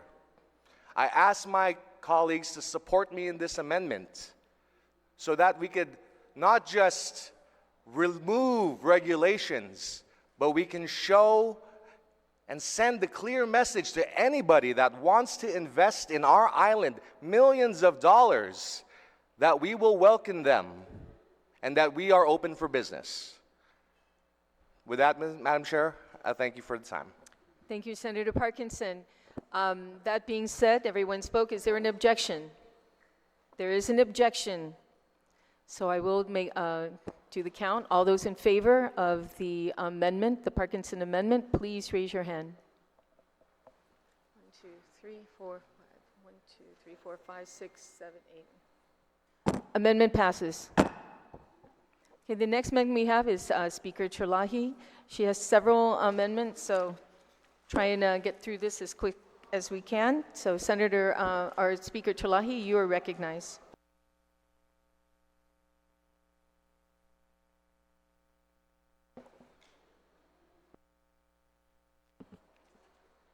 Thank you, Madam Chair. The first amendment is to add a new section that would read, "Pickup and disposal of green waste.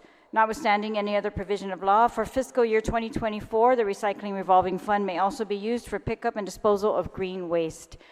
I did this at the request of one of the mayors, and that's just because of the typhoon, because there's so much green waste after the typhoon, and I figured to allow them additional time to include that as part of the pickup. Thank you, Madam Chair. Very welcome, Speaker.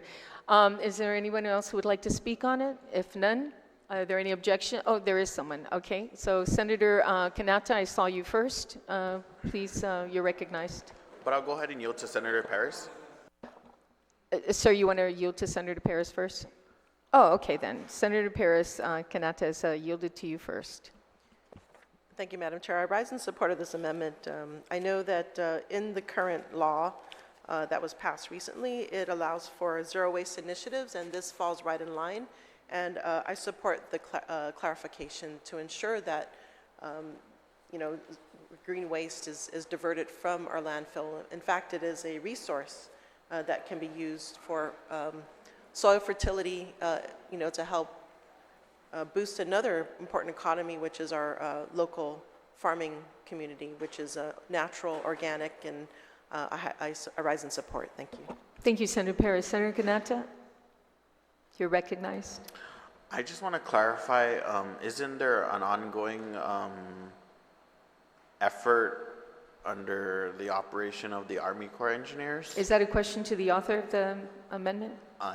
Yes. Okay, so Speaker Terlahi, would you like to answer that question?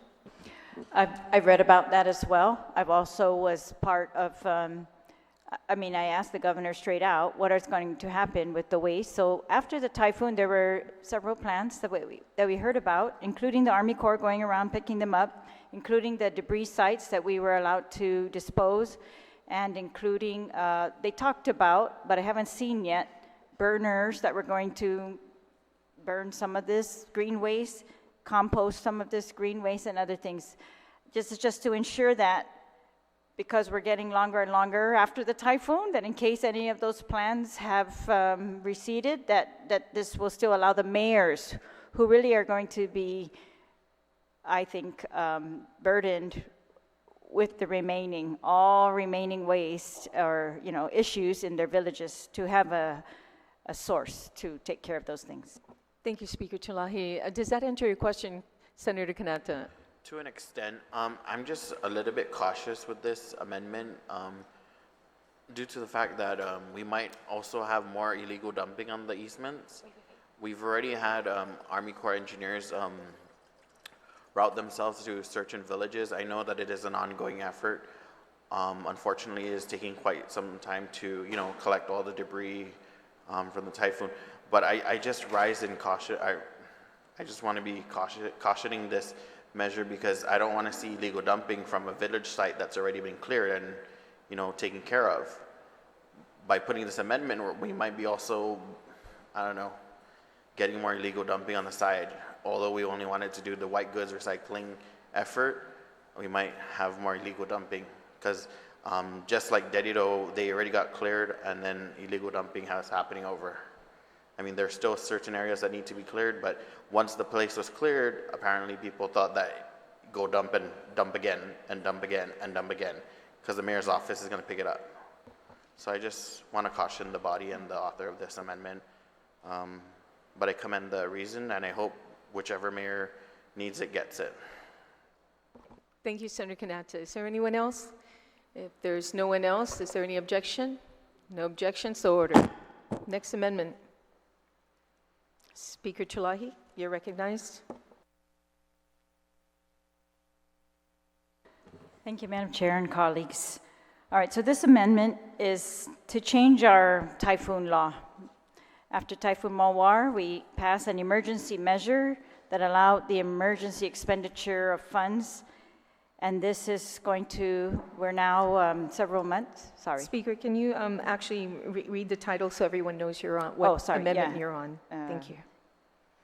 To add a new section to Chapter 12, Section 1 of Public Law 37-17, as amended by Public Law 37-21, shall be amended to read, Section 1, Emergency Expenses.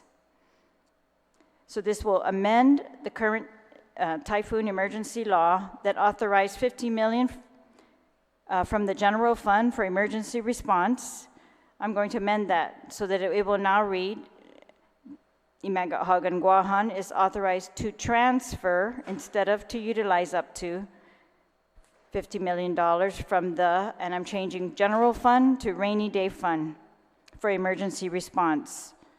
The rest of the current law stays in place, except I'm adding a couple sentences at the end of this section, which will put additional reporting requirements. That reads, my addition reads, in addition to the reporting requirements under Section 2 of Public Law 37-17, reports shall show detailed list of items or services procured under each category by agency for contracts, capital outlay, and miscellaneous expenses. Reports shall show transfer or other source of funds and include a report on the application to and reimbursements from FEMA.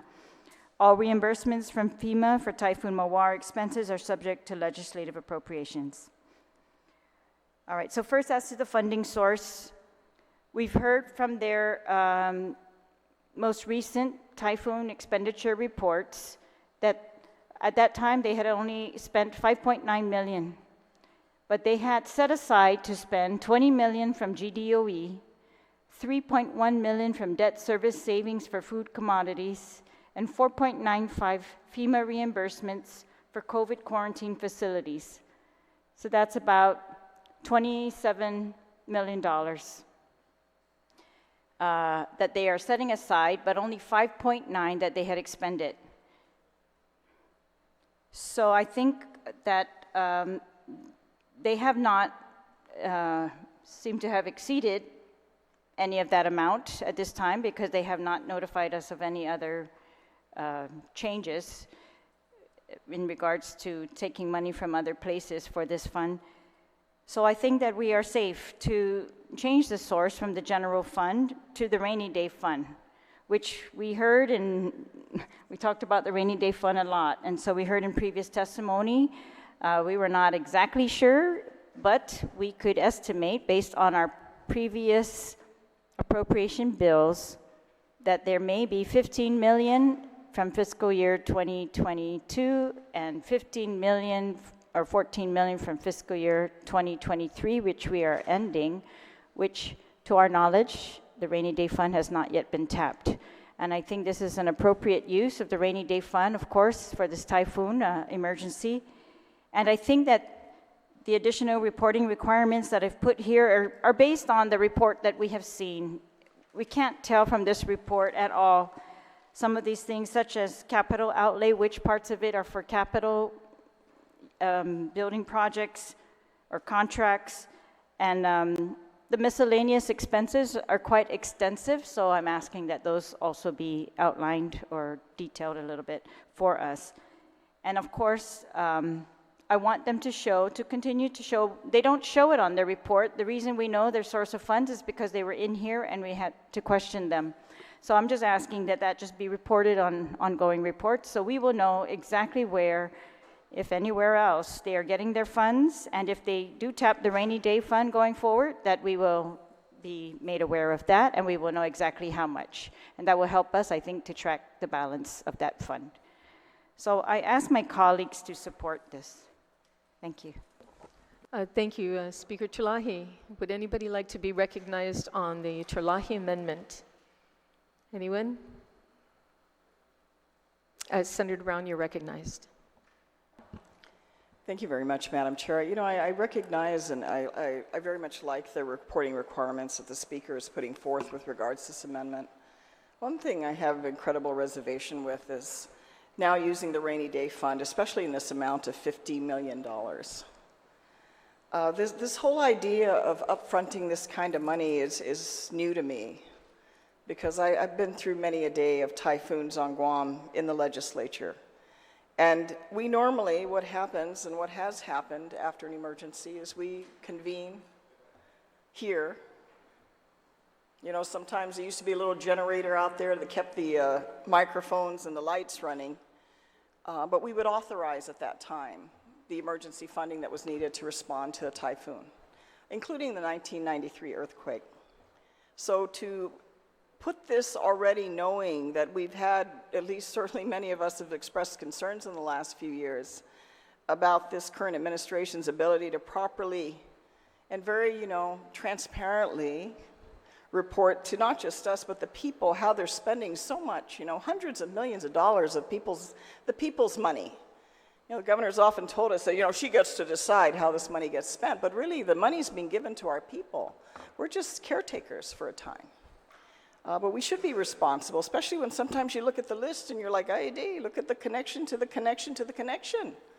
Emergency procurement that doesn't require normal procurement processes, and all of a sudden we're like, wow, look who got that contract. Isn't that a great mystery? Wow, look at that.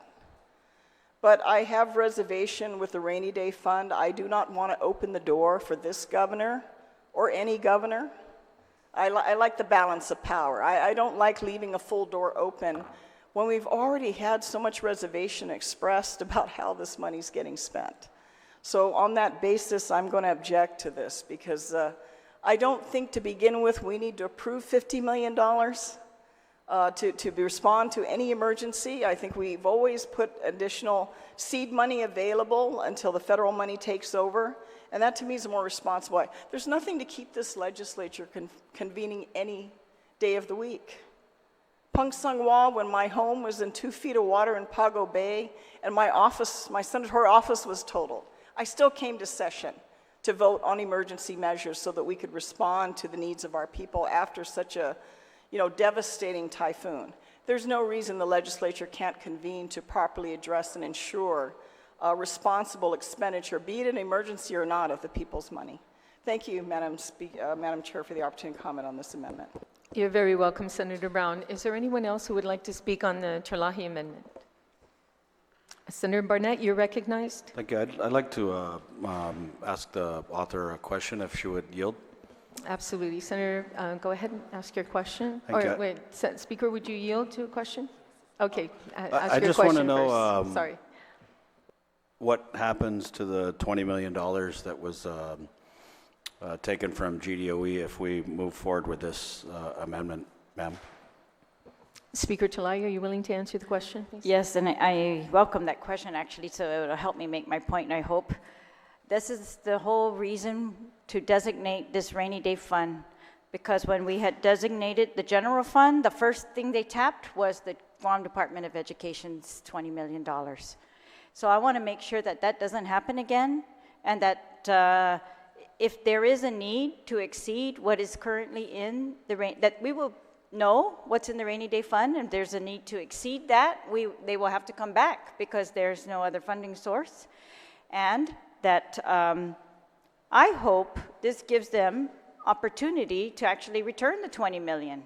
It doesn't mandate it, but I think it absolutely gives opportunity, depending on what their needs are or what their needs, typhoon response continues to be. We really have not heard much else since, when we talked about this with them. We haven't heard of any other huge items that they're trying to move that cannot fit within the $20 million that they have right now. So I'm hoping this would give them an opportunity to return the money. Of course, it's their control of the cash is totally up to them, but I'm hoping it gives that opportunity as well and prevents them from taking any more from that department. Okay, thank you, Speaker. Senator Barton, does that answer your question? Okay, you have any more questions, sir? Okay. Is there anyone else who would like to speak on the Terlahi amendment? Okay, there has been an objection. All those in favor of the Terlahi amendment, please raise your hand. Amendment fails. Next amendment.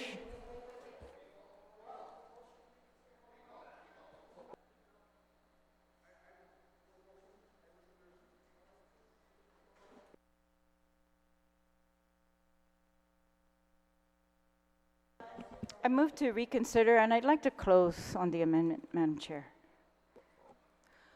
There's been a Motion to reconsider. Are there any objections to reconsider? No objections? Okay, so ordered. Speaker Chalahi, would you please close on this amendment before we take the vote? There was an objection. Yes. Thank you, Madam Chair. I'd like to try to address all the concerns with this amendment. I think it actually, of course, is going to mandate more transparency. That's one that I hope all of my colleagues will agree on. Number two, it's going to limit that unlimited use of general funds that we allowed based on the request, and really restrict. And because we know we may not have 50 million in this one fund, that it's also going to mandate that if they have any amounts exceeding 30 million, they're going to come down. They're going to have to come down to the legislature. But at the same time, it will not impede them from any of their current ticket items. Hopefully, it will allow them to proceed with everything that they are currently in the process of procuring without removing that authority, which is why I hesitate to repeal it altogether. Otherwise, I would do that. But I don't want to impede any of the current procurements. I'm hoping that some of my colleagues will reconsider and please support this amendment. I think it really is going to help our branch to account, or help them to account more, and so that we can in turn decide, make better informed decisions going forward. Thank you, Madam Chair. You're welcome, Speaker. There has been an objection to the Terlahi amendment, so I'm going to call for the vote. All those in favor of the Terlahi amendment, please raise your hand. Amendment passes. The next amendment, Speaker, you are recognized again. Thank you, colleagues. This one is to add to the amendment, to amend Section 27. It's regarding reemployment of former classified employees in education, health, and public safety. So to the list of that currently authorized to hire former classified employees, I'm adding environmental health inspectors to that list. So we heard from them that their need, and so hopefully we can fill that need by allowing them to hire former classified employees into environmental health inspection slots. Thank you, Madam Speaker. Anybody would like to speak on the Terlahi amendment? Okay, are there any objections? Speaker, would you like to close, or? Okay, no objections, so ordered. Next amendment, Speaker Terlahi, you're recognized again. Okay, on the following amendments, I'm asking for just a little bit of slow down the pace. I want everyone to really consider something here. So in the bill, there are several sections. There's Section 29, 34, 35, and 36 that have this language that really concerns me. And it says, I Magaʹhågan Guåhan is hereby authorized to fund. And then they give a fund and a purpose, period. They don't say where it comes from, and it doesn't require her to use her transfer authority to fund it, meaning we're not going to get any reports of what was transferred to pay for these things. And I looked, so I'm very concerned. I mean, the way I heard about it was one of the mayors said, I said, what happened with the community workers? And they said, oh, don't worry about it. The governor has promised to take care of that for us. So of course, when I saw this language, I'm like, is this how the governor takes care of it? By us, the legislature, saying you're authorized to fund these out of anywhere? I think that's exactly why we're having some problems trying to figure out whether there's excess funds and why our excess funds and the CRER don't match at the end of the audits. Because there's expenditures going on that are authorized but not necessarily appropriated or accounted for. And there's no reporting mechanism at all. And so I don't really understand, first of all, and I'd like to ask OFB why why are we not just funding this? So I'll begin with section 29. This is community maintenance workers for the Mayor's Council of Guam. I think we all agree to the need for this, that they should be funded. The bill says it's to fund community maintenance workers that are currently employed. So very important, but why should that be left to the governor to fund as opposed to, if this is something important to us, why aren't we funding it? Why wasn't it included in the mayor's budget? Why do they have to go beg the governor to get funds for community maintenance workers? That baffles me. So,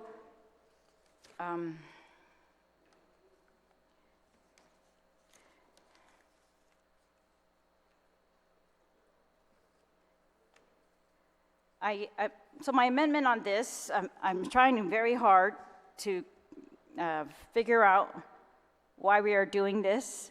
But if this is going to happen, I'd like to amend the provision and take out the words, first of all, that are currently employed, because that would limit them to only using those that are currently employed as opposed to hiring new ones that might, resign and then they need another one. So it just gives this to the Mayor's Council to use for community maintenance workers, period. But provided, I'm adding the words, provided that source of funds is reported to the Speaker of the Legislature at least 5 days prior. This was the language required before when there were transfers, like from one appropriation to fund this, that she would be required to report that prior when they were transferring funds. So I would really like to know the source of funding for this. I think in the last year, I think OFB told me it was paid out of ARP. So they didn't report that to us. But I would like, if we are giving authorization, the very least we should do is mandate that they report where they're getting the funds. So that's my amendment, but I'd like to ask OFB, just in particular, why we did not fund this at the Mayor's Council of Guam. Why are we leaving them to beg to the governor for funding of this? And where exactly is this coming from? It doesn't say it's coming from her budget. It doesn't say it's coming from her office. Where are you expecting this to come from, if I may ask? Thank you, Madam Chair. You're very welcome, Speaker. Steve, can you please answer the question for the Speaker? Certainly. Senator, this year and together last year, when we had our kind of like preliminary talks with the administration to see how we wanted to exactly figure out how the executive budget is being prepared and where their focus and concentration would be on the budget. Part of that conversation also came up with the idea of seeing whether or not the administration can fund certain operations within the government. And some of these areas that we identified was, one of them was the maintenance workers of the Mayor's Council. Last year, she graciously agreed to go ahead and fund it. And that I told her, I said, well, if you're going to fund this, then you're going to have to fund it within the appropriation level that we give you in terms of the budget. That's what she did. As far as where these specific funds are coming from within the budget, I don't know. The only thing I can tell you is that when we look at the expenditure report, the AS400, we can at least identify an account number that they charge these expenses to. I believe, if I'm not mistaken, that in FY23, they're currently using the ARP funds to fund it. I'm not certain, but I think the last time I saw it, that's what the funding source was. Again, this year when we had talks with her, she agreed to go ahead and fund these maintenance workers. In FY23, the current one, I think the total number is 100. We spoke and told her, I said, would you cover the total number of maintenance workers currently, which is 104? She agreed. I had no problem. Again, remember, Senator, by her doing this also helped us in a way, because if she did not fund it, I would have had to increase the general fund by the appropriate amount of 3.3 million this year and 3.3 million for FY24 and 2.9 million for FY23. So And it's not only these, and you mentioned earlier, there are other sections in the bill that the governor agreed to fund, and we told her, if you're willing to fund it, I told her, if you're willing to fund it, Governor, then please fund it within the budget level that we gave you for both the general fund and special funds. And she graciously agreed, and I said, I'm fine with that. I guess, Madam Chair, that doesn't necessarily answer the question, because if she was going to use ARP, we don't need this provision in the bill at all. We could delete it, and it would be funded, because she can fund anything she wants with ARP. We don't need to say an amount. It's totally up to her. And I agree that she should. But if she's saying now that she is going to fund it out of general fund appropriations made to her, that just leaves me with so many questions. Does that mean that we are over appropriating for some agencies and she's taking it out of certain agencies without reporting it as a transfer? Or is she taking it out of her own budget? Because this doesn't restrict that. And that's what I don't like about this language. It doesn't make clear at all it seems to me, one of those big, giant loopholes that we are giving, that they can use anything they want, including any local fund, special fund, anything. We don't restrict. And that's why it may be very well intentioned that, the governor has volunteered to take care of this, but the language here makes me believe we are actually doing the opposite. We are giving up all of our appropriation authority, our only job, and we're giving that to her to use any source of funds available here. And I guess we've already seen this. We've seen it with the emergency expenditure for the typhoon, and they took it from GDOE. And what if that happens again? We never expect that to happen, but it happened right in front of our eyes because we were generous in our language and authority. Yeah, I don't know how the rest of my colleagues feel, but I think, are you confident, Mr. Guerrero, that she can fund this out of ARP and that we can comfortably just remove this section and it will be funded? See, I don't want the mayors to be stuck, and I don't want the mayors to have to beg either. So I don't really want to remove it, and then they blame us that the mayors don't have money. But why would we make them beg for their money as opposed to just giving it to them? That's what makes me feel very uncomfortable. I'm going to stop. Thank you, Madam Chair. No worries. Speaker, I'm just going to have Steve clarify something for you. So, Steve, please. Yes, Speaker, you're absolutely right. But again, like I said, budgeting is just a budget. It's a plan. You forecast 12 months in advance. And one of the biggest areas that we have expense in the government of Guam is personnel. We budget personnel, warm bodies, and vacancies for the whole year. I can safely say at the end of the fiscal year, we lapse millions in vacant positions. And I would like to think that this is probably one area she could utilize these lapses to fund exactly what they're going to fund is personnel. And I would hope that she does that.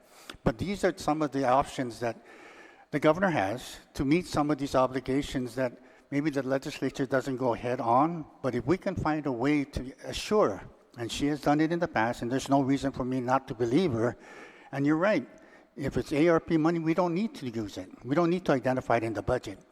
But I didn't want to handcuff her and saying, okay, it has to be general fund for it to be in the budget. I'm saying, if you're willing to do this, I'm fine. And that was the give and take that we had. But I understand, Speaker, where you're coming from, and again, that's an option for the body to do. I just prefer to give her a little bit more room to do it, and as long as she's fulfilling the promise, for me, budgetary-wise, I'm okay. Thank you very much, Director. Again, I share your hope that she will use the millions in vacant positions. I hope she will not use any more Department of Education funds, that she will not use from any other critical agencies because she doesn't like me or something. I don't know what, but I hate to rely on hope when this is really our power. So at the very least, I hope my colleagues will support the reporting of the source of funds. Thank you, Madam. Thank you, Madam Speaker.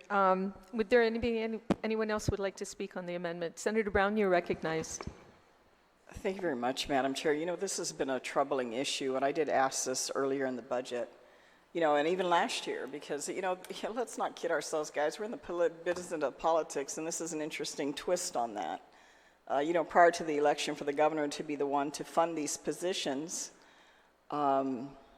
and then, you know, I would assume if I was the mayor of a village and I needed my community workers, which I'm sure every mayor does, they're now beholden to the governor. These community workers now have to be beholden to the governor for their jobs because they're unclassified. And I just don't understand, with all this bragging of a $100 million budget, why this was not covered in the budget. And if indeed the governor can still use ARP funds, I guess I could ask our director, is the governor still planning on using ARP funds this year for these workers?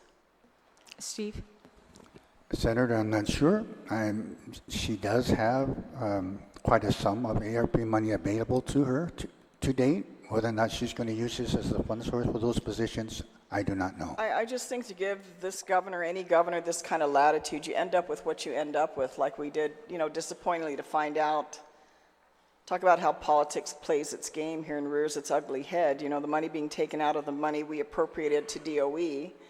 And now I'm going to look forward to the new superintendent explaining to us how he managed to sign a letter that, you know, interesting language on trying to justify how he doesn't need $20 million for DOE when we know Department of Education is always going to need money. It's never going to have enough money to keep its operations. But in this, it's just odd. You know, these are the employees in the villages that go out and do all the actual, you know, the hard lifting and the heavy work and the cleaning and everything else that needs to be done and the setting up.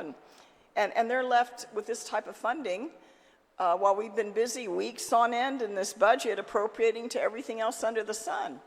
And these are tangible bodies that I know we all agree in our villages we need more. Because this is where, you know, the rubber meets the road. These are the people out in our community that are actually working out in our community. So I just, you know, I'm not going to object to this amendment. I appreciate the speaker's initiative here to have a report so we know where the money's coming from. But again, I think still leaving this up to the governor, this governor, any governor, to fund something that we know is essential. And then on top of that, having the mayors, I mean, we had the head of the mayor's council, oh yes, the governor's funding it. Woo! Praise the Lord. Praise the governor. You know, this kind of politics is disgusting to me.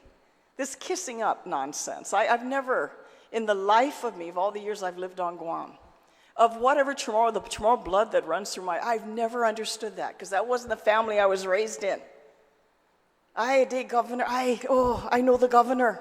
I remember that director. I know the governor. That's how I qualified for my job. I knew the governor. He hired me. Good Lord, God help us. That's where we end up in the mess we end up in. I just think this type of funding, with everything that we have funded in this budget, is just wrong. Putting the little guys and little ladies out there that are doing this kind of heavy lifting at the bottom of the barrel, and they got to go kiss up to the administration, and the mayor's got to go kiss up to the administration to make sure that their little people are funded. It's just wrong, especially when we funded so many other things that we would say are not critical in comparison. So I'm not going to object to this, but I have to tell you, I don't even like this scenario at all. It's distasteful to me, the situation that these employees have been put in. So I'll support this amendment, but I'm open to any other process that can define, if the governor can take it out of vacancies that have been funded or some defined source, so we don't have this wherever, whatever, taking money out of other critical things that when we find out about it, we're shocked and dismayed about. So I'll support this amendment, but I hope there's more we can do to help these people. Thank you, Madam Chair. You're very welcome, Senator Brown. Is there anyone else who would like to speak on the Tulahi amendment? If there's no one, Speaker, would you like to close? Thank you, and I appreciate the comments from the previous speaker as well. I agree, I'm uncomfortable as well. We saw the president of the Mayor's Council after the typhoon had to beg for water. I never in my life want to see that happen again, and I feel like we encourage that by this type of, not my amendment, but the underlying language in the bill. And I feel for them because they are facing an election year in FY24, the mayors, and I don't know. I agree, it looks so political. In fact, when we appropriated from Typhoon Mawar money to the governor, we said 1 million, well, each mayor shall receive 1 million of this straight off the bat. That didn't happen until they had a big press conference sitting down in the government house, you know, calling on all the mayors to make sure that, I don't know, I don't like that kind of politics either. I feel like I really would like to insulate our mayors from a little bit of politics and make them just, if we want to fund community service workers, fund it. But I put in that the report will be at least 5 days prior. I've seen this in prior legislatures. I don't know if it will work, but it gives us at least an opportunity, if we don't like that source of funds, to do something. For example, if they take it out of the hospital, we can come in and object. I don't know, but thank you again to my colleagues. Very welcome, Speaker Chalahi. On that, is there any objection? Seeing no objection, so ordered. The next amendment, Speaker Chalahi, you are recognized.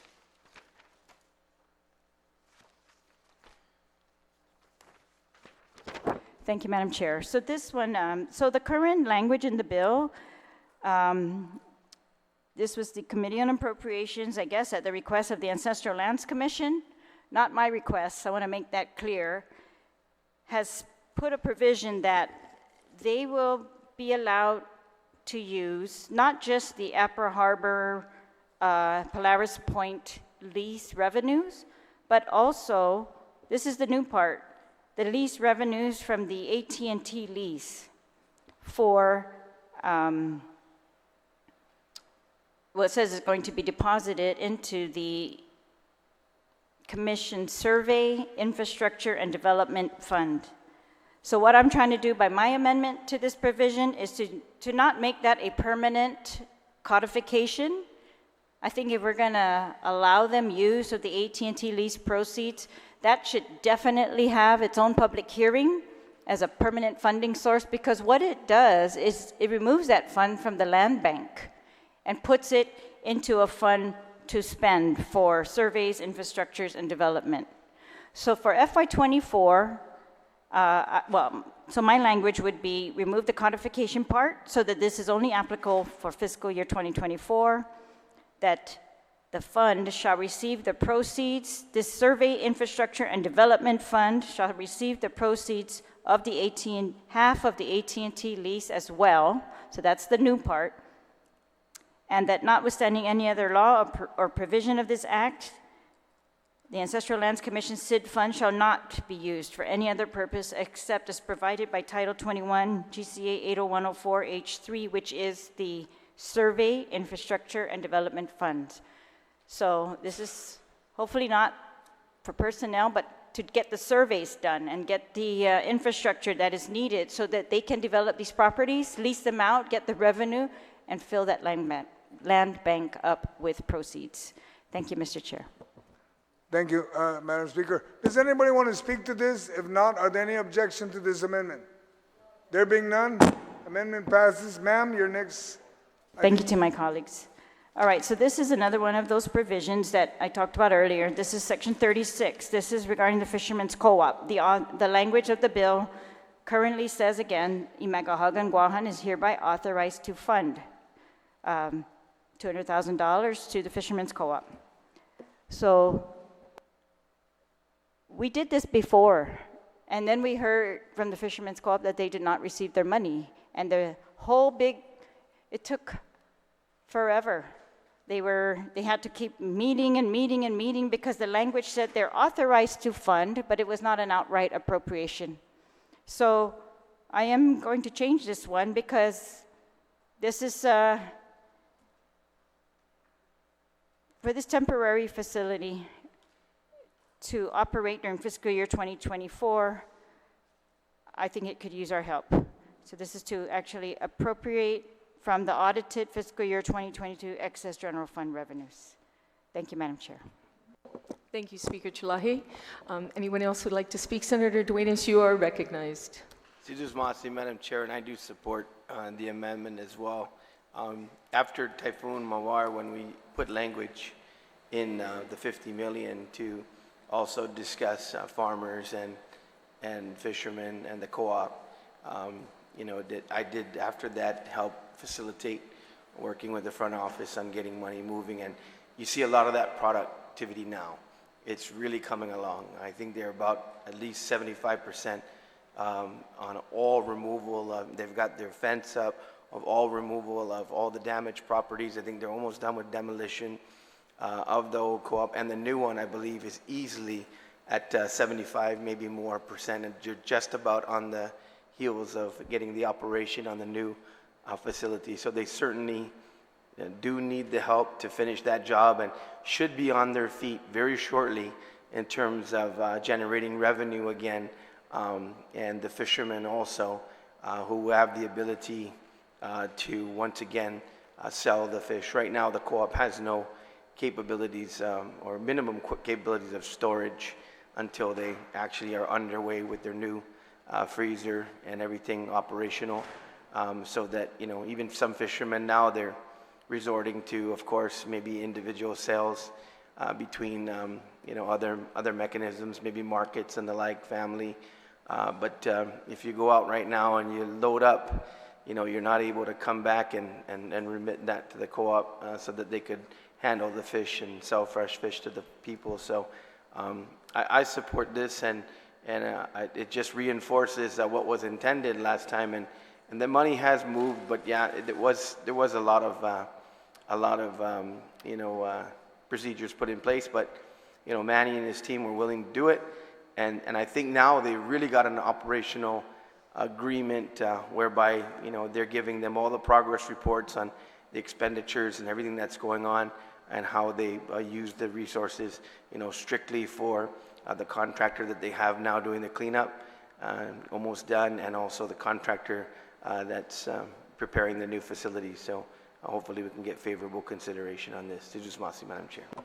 Thank you, Senator Duenas, for that information. I appreciate that. Is there anyone else who would like to speak on the measure? Vice Speaker Barnes, you're recognized. Sijus Masi, Madam Chair, thank you for giving me the opportunity to rise and speak in support of this amendment, and thank the good author for proffering this, and truly appreciating the retiring speaker's statement and update to what's happening with the facility now. As when we first came in the 27th Guam Legislature, it was a vision to see a home for the Fishermen's Co-op. 21 years later, 22 years later, we're still trying to realize that dream, and hearing that, you know, we need this to help out, says we're doing our part to show we really need a home for them, and I think this facility will go very far once it's completed, not just for our community, but all the fishermen out there that will fish and sell their catch to the community. So I want to thank the good author of this amendment for proffering it. So thank you. I rise in support and ask my colleagues to do the same. Sana Masi. Sijus Masi, Vice Speaker Barnes. Senator Kanata, you are now recognized. Thank you, Madam Chair. I'm not a fisherman. You know, I've never been a fisherman. I really don't like the water. But to be honest, I understand that construction costs have very much inflated, and I understand the importance of a fisherman's co-op. It's very important that our fishermen have an opportunity to exchange their catch and accrue some funds from it. So I want to support this operation and this cooperative. So I'm wondering if the author of this amendment would be amendable to raising it to 500,000 of the audited fiscal year 2022 general funds revenue. Again, we're appropriating from the sky, so I would hope that the sky reigns for the 500,000, because I know our fishermen definitely took a hit with the co-op. So I don't know, is the author amendable to that? Senator Kanata, is that an amendment to the amendment? Correct. Okay. Do you want me to make a recess? If there's no, objection to having to kill a tree right now, we can just cross it out. So your amendment is to cross out 200,000 and put 500,000. Correct. I think it's very important investment for us. I understand that we are trying to be fiscally responsible, but I think it's imperative that we make this investment for our fishermen so that they can continue their renovation and reconstruction and redevelopment of the Fishermen's Co-op, so that I can buy sashimi. I don't have to go fishing for it at Payless. Okay, Senator Kanata, yeah, and it was reported earlier by Senator Duenas, the updated version of what's going on there right now, but there has been an amendment to strike out by Senator Kanata 200 and put 500. Do I hear an objection okay. Senator Brown, you're recognized. I just want to clarify this. This is for the operational cost of transition from the current facility to a temporary facility for this fiscal year. Colleagues, I'm very supportive of seeing the Fishermen's Co-op. I mean, last life in the legislature, the plans were in place to build a new facility, and goodness, almost 18, 19 years later, we're not there. I'm hopeful, and I know my good colleague, Senator Duenas, is very much a strong advocate for the Fishermen's Co-op, and I know he's keeping an eye on this whole progress. But, at some point, if 200,000 is adequate at this point, I would be supportive of that. I think this continued increase, guys, I'm dumbfounded by this type of budgeting. I've never seen this, as I've seen in the last 3 years, this is my third budget back. We're just budgeting, but we don't even know whether the money's there, but we don't care. We're just, why don't you make it $1 million, $2 million, $5 million, $50 million? Just throw it in. So the Fishermen's Co-op will love us. Alana, I didn't just give you 200,000, I give you 500,000.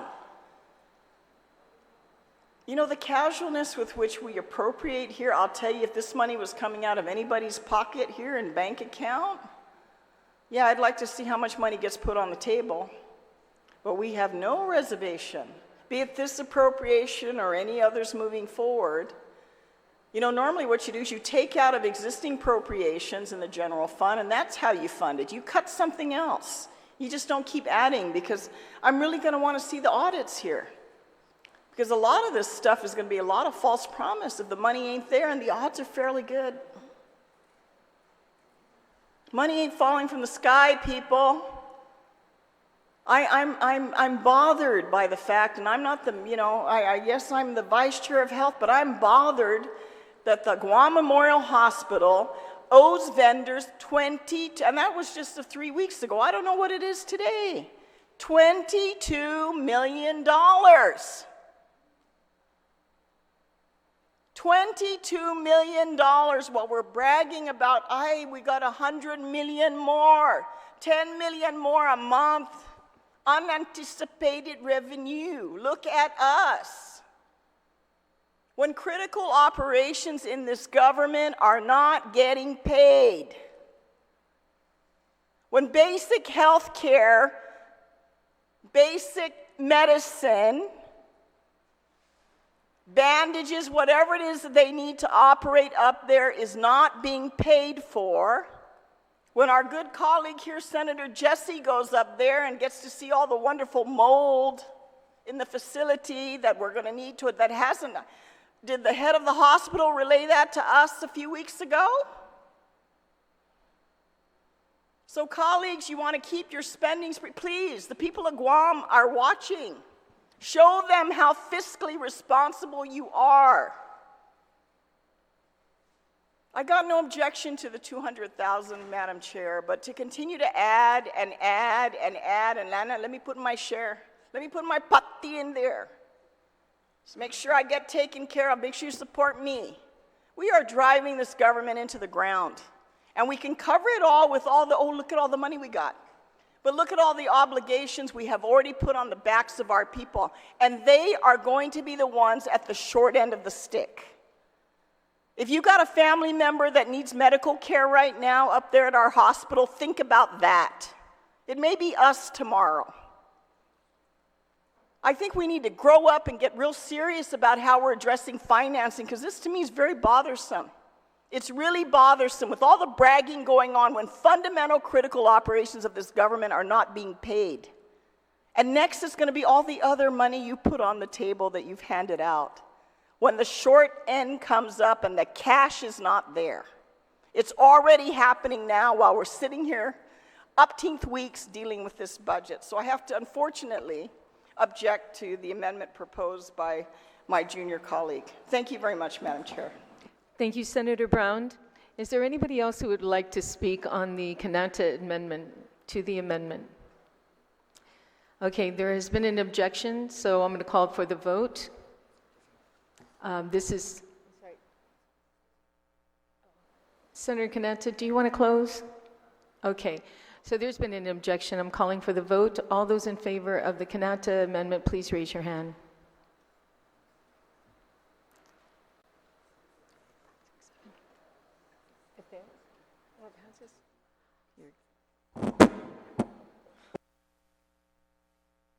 Sorry, I didn't see Senator Perez back there. Okay, so the amendment passes. The amendment to the amendment passes.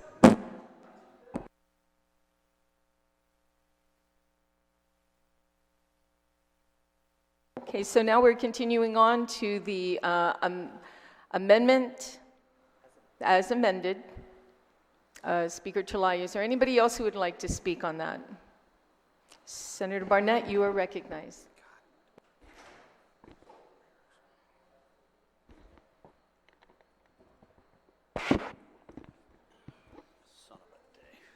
Thank you, Madam Chair. I rise in support of this amendment for Uncle Manny.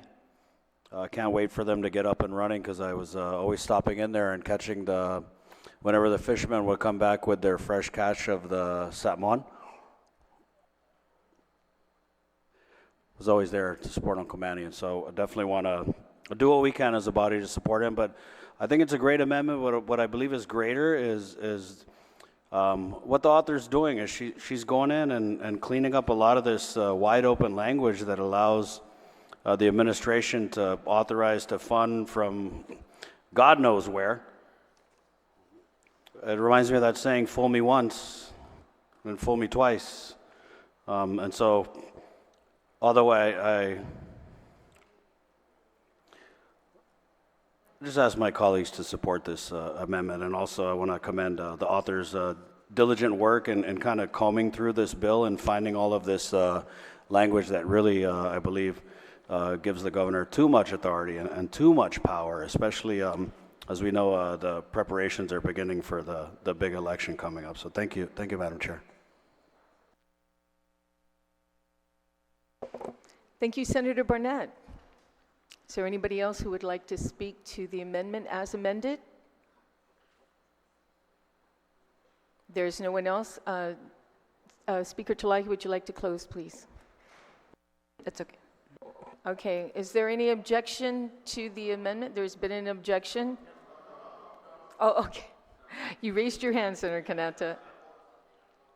Okay, we're taking a short recess.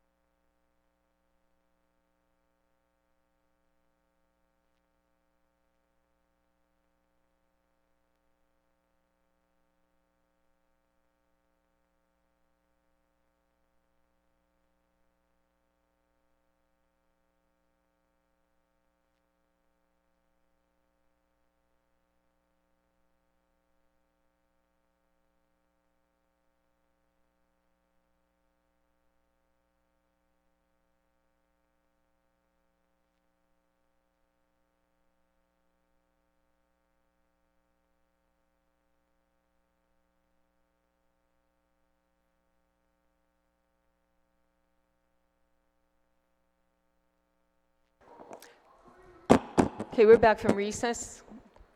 Okay, so we are on the Speaker Terlahi amendment that has been amended. And do we have any objections? Yes, it's 500,000. So there is an objection. All those in favor of the Speaker Terlahi amendment, raise your hand. You're 1, 2, 3, 4. Okay, the amendment passes. Okay, the next amendment is Speaker Terlahi's amendment as well. Thank Speaker, you, you're Madam Chair. recognized. Yes, could I please pass this on file to the bottom? There's another one that I'd like to proffer when it comes up, and put this on the bottom. The DOC GMH. Okay, this is the the GMHA DOC. Yeah. Okay, we're going to pass this one and put it at the bottom of the file. Is there any objection to doing so? No objections? Okay, so ordered. We have another amendment by Speaker Terlahi. You're recognized. Thank you, Madam Chair. So this is another one of those sections. This is the primary election. I thought when we looked at the the Guam Election Commission funding in Chapter 5, that it was taking care of everything, but apparently it didn't take care of the 2024 primary election. So this is the language in the bill right now that we're looking at. Section 35 says the governor is hereby authorized to fund $400,000 to the Election Commission to fund the 2024 primary election. So I'm going to ask for an amendment to add the words, provided that source of funds is reported to the Speaker of the Legislature in Guåhan at least 5 days prior. Thank you, Madam Chair. You're very welcome, Speaker. Is there anyone who would like to speak on the amendment, the Terlahi amendment? There's no one. Is there any objections? No objections, so order. Amendment passes. The next amendment? Withdraw the agenda? Fisherman's Co-op second amendment. Withdraw that one. Okay, yep. So the next amendment is the Joe San Augustine, Senator Joe San Augustine, your amendment is up next. You would like to move this to the bottom. Is there any objection on moving this to the bottom? No objection, so ordered. The next one is okay, I think this one also has been passed on file 2 as well. Okay, the next amendment is Senator Kanata's amendment, and this is on the competitive wage study. Senator Kanata, you are recognized. Thank you, Madam Chair. Certainly I've been striving to help the public defenders and the attorneys have pay parity. Obviously, we are all having our differences.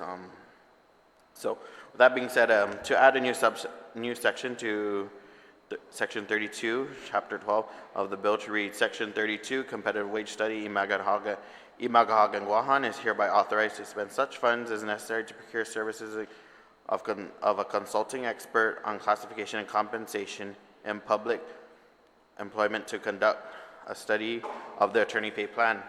The scope of work provisions of the contract shall include the conducting of compensation training for the human resources staff throughout the government of Guam. If an independent contractor is not used, the Department of Administration shall complete the attorney pay plan study and submit recommendations to the legislature in Guåhan by January 31st, 2024. And to allow legal counsel to renumber accordingly and to make technical corrections. Thank you. You're welcome, Senator Kanata.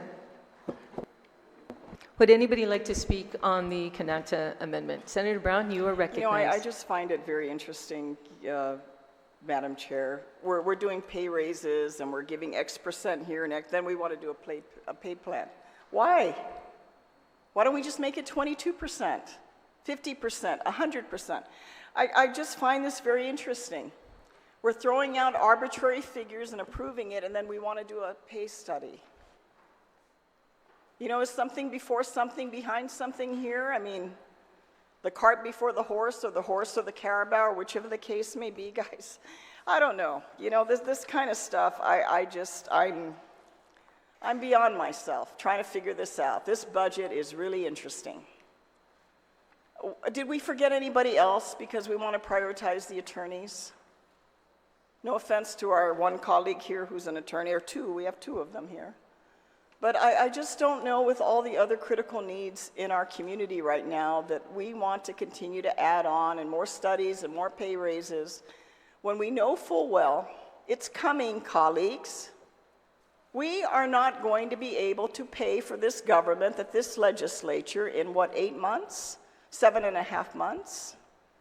Or the last legislature, or the legislature before that, or whatever the case may be, has continued to add on cost.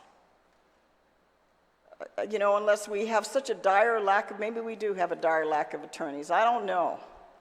Is it at the top of my list? No. Is it at the top of the list of our people out there outside the halls of this legislature? No.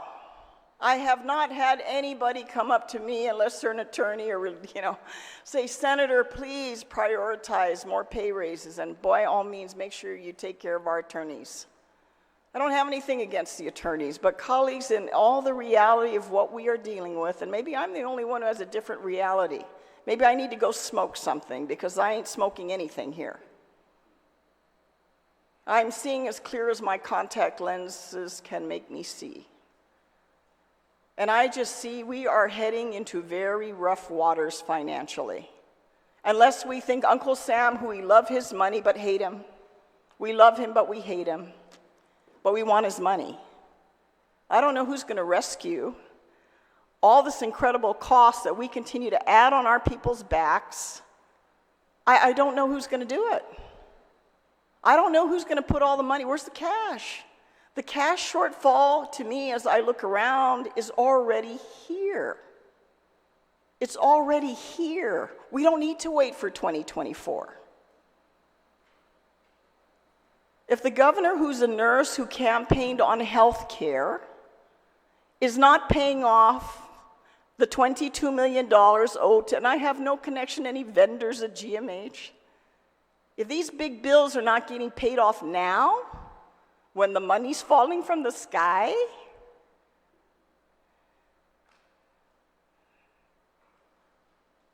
come on, what reality are you guys living in?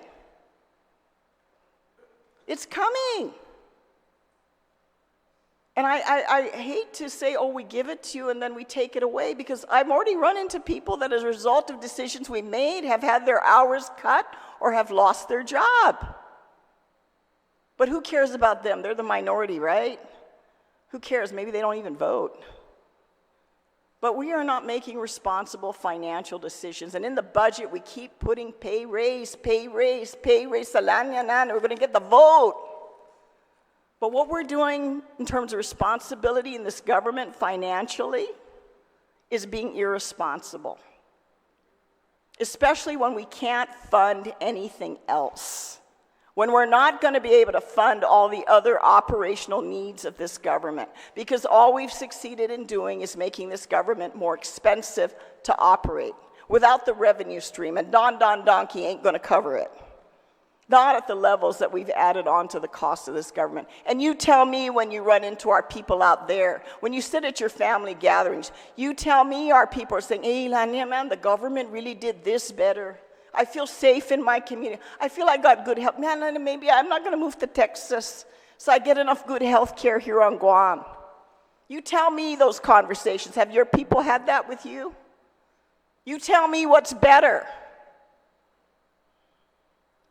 Guys, I'm just dumbfounded. I don't know, maybe I came out of a time warp, but I'm really dumbfounded about our priorities right now. We can't even take care of the most basic priorities. But, you know, we can take care of all this other stuff. I got to object, Madam Chair, to this amendment. Thank you, Senator Brown. Is there anyone else who would like to speak on the Kanata amendment? Speaker Chilahi, you're recognized. Thank you, Madam Chair. And I want to commend the previous speaker. Excellent job. I totally agree with her. When it comes to, is this the top of the list? Maybe not, no. But to refund attorneys, I'm an attorney, and I agree. It's not the top of the list. But the problem, what is actually, and I've tried to resist this for a while, however, what we're finding is they're actually, I know, believe it or not, And like it or not, there is a shortage of lawyers on Guam. This is what the courts are reporting. This is what the Guam Bar has found to be critical. And so what's going on, I think, is that because there's a shortage, they're picking each other off, right? The different government of Guam entities. And they're going for same, so right now it's like same pay, every agency gets same pay. And so you can decide, I think the working conditions are different. So I don't really think they're fair or, you know, for same pay. And you see those who are contracted versus working classified employee in the government of Guam, the pay is all over the place. It's just not equitable either. So I've heard this need from the courts. I heard the need from public defender, the Attorney General's office, of course. What I'm hoping is that a pay study will show that the work's different. The working conditions are different, and that not every attorney in the government of Guam should be getting the same pay, because some of them are a lot cushier jobs than others. And they might get mad at me for saying that, but I just feel like I think the Department of Administration, just like we found out during the 22% pay raise discussion, they were already authorized to do these studies. And they are not even looking for our approval of the new pay plans. They were only looking for our funding of the new pay plans. So this amendment, I think, would give them just an encouragement to go forward and do that before we have an even more serious problem, because I think there is becoming a problem. You see it between the AG's office and the public defender's office. We need to resolve that. I hope this will help to resolve that, because I don't want to lose these government attorneys. It's a very special class of people that are willing to serve as a public defender for years and years, or as a prosecutor, or in any other capacity in the Attorney General's office, when they could easily go, and we saw this happen after the last election, they could easily leave that office and go work for an autonomous agency and make the big bucks, and not have to answer to the public as much, I think. They don't have to, you know, it's a lot, it's just different. So, I'm not saying this is the top of our list of priorities, but I think to allow this study to go forward is going to help us in the long run, because we are facing a shortage of lawyers. And we are finding with our agencies, for example, these small agencies can't move on anything because they can't get the legal assistance that they need at the time that they need it. So I just hope that we will have an opportunity to review if they need additional funding, that we're going to have that opportunity. But it looks like they're going to do these space studies regardless. So we'll see what they come up with. But I hope it would help. What I suggested is, right now, for many years, the government of Guam has well, I'll just leave it there. So thank you, Madam Chair. You're very welcome, Speaker. Is there anyone else who would like to speak on the amendment? Okay, there has been Senator Barnett. Thank you, Madam Chair.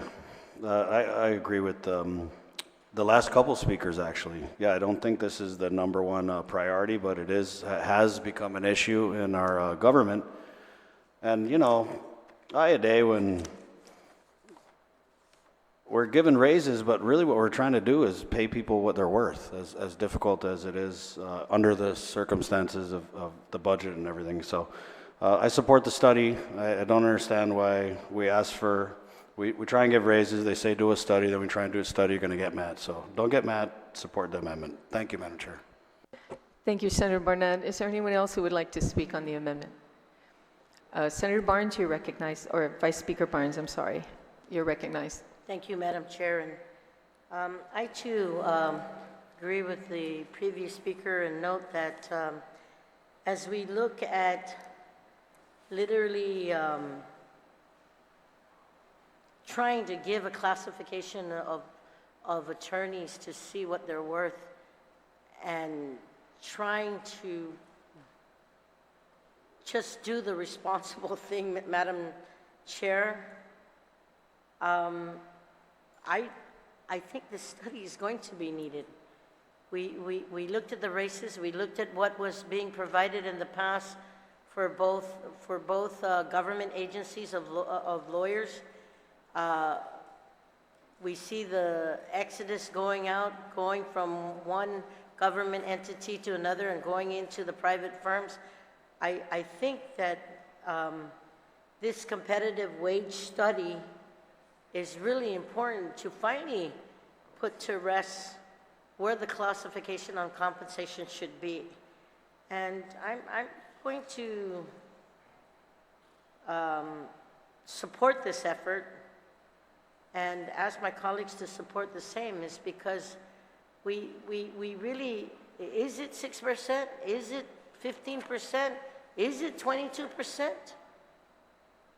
What is comparable to what is being provided here versus the national level, or versus what is out there in the community, in the private community? And the mission mandates for both the Office of the Attorney General and the Public Defender's Office is very important. And should we at least look for parity? Yes. Maybe we should. So I'm going to support the junior senator from Barrigada Jico on this effort, because he can see the vision, and doing this study will literally give this august body what the lawyers deserve here. And this classification has been asked for quite a number of years now. So thank you, Madam Chair, for giving me the opportunity to rise in support of this amendment by the junior senator, Sanamasi. Thank you, Vice Speaker Barnes. Anyone else who would like to speak on the amendment? If there's none, Speaker, would you, or Senator Canato, would you like to close? Thank you, Madam Chair. I don't know. Certainly in the public hearing, there was a lot of ruckus about pay plan.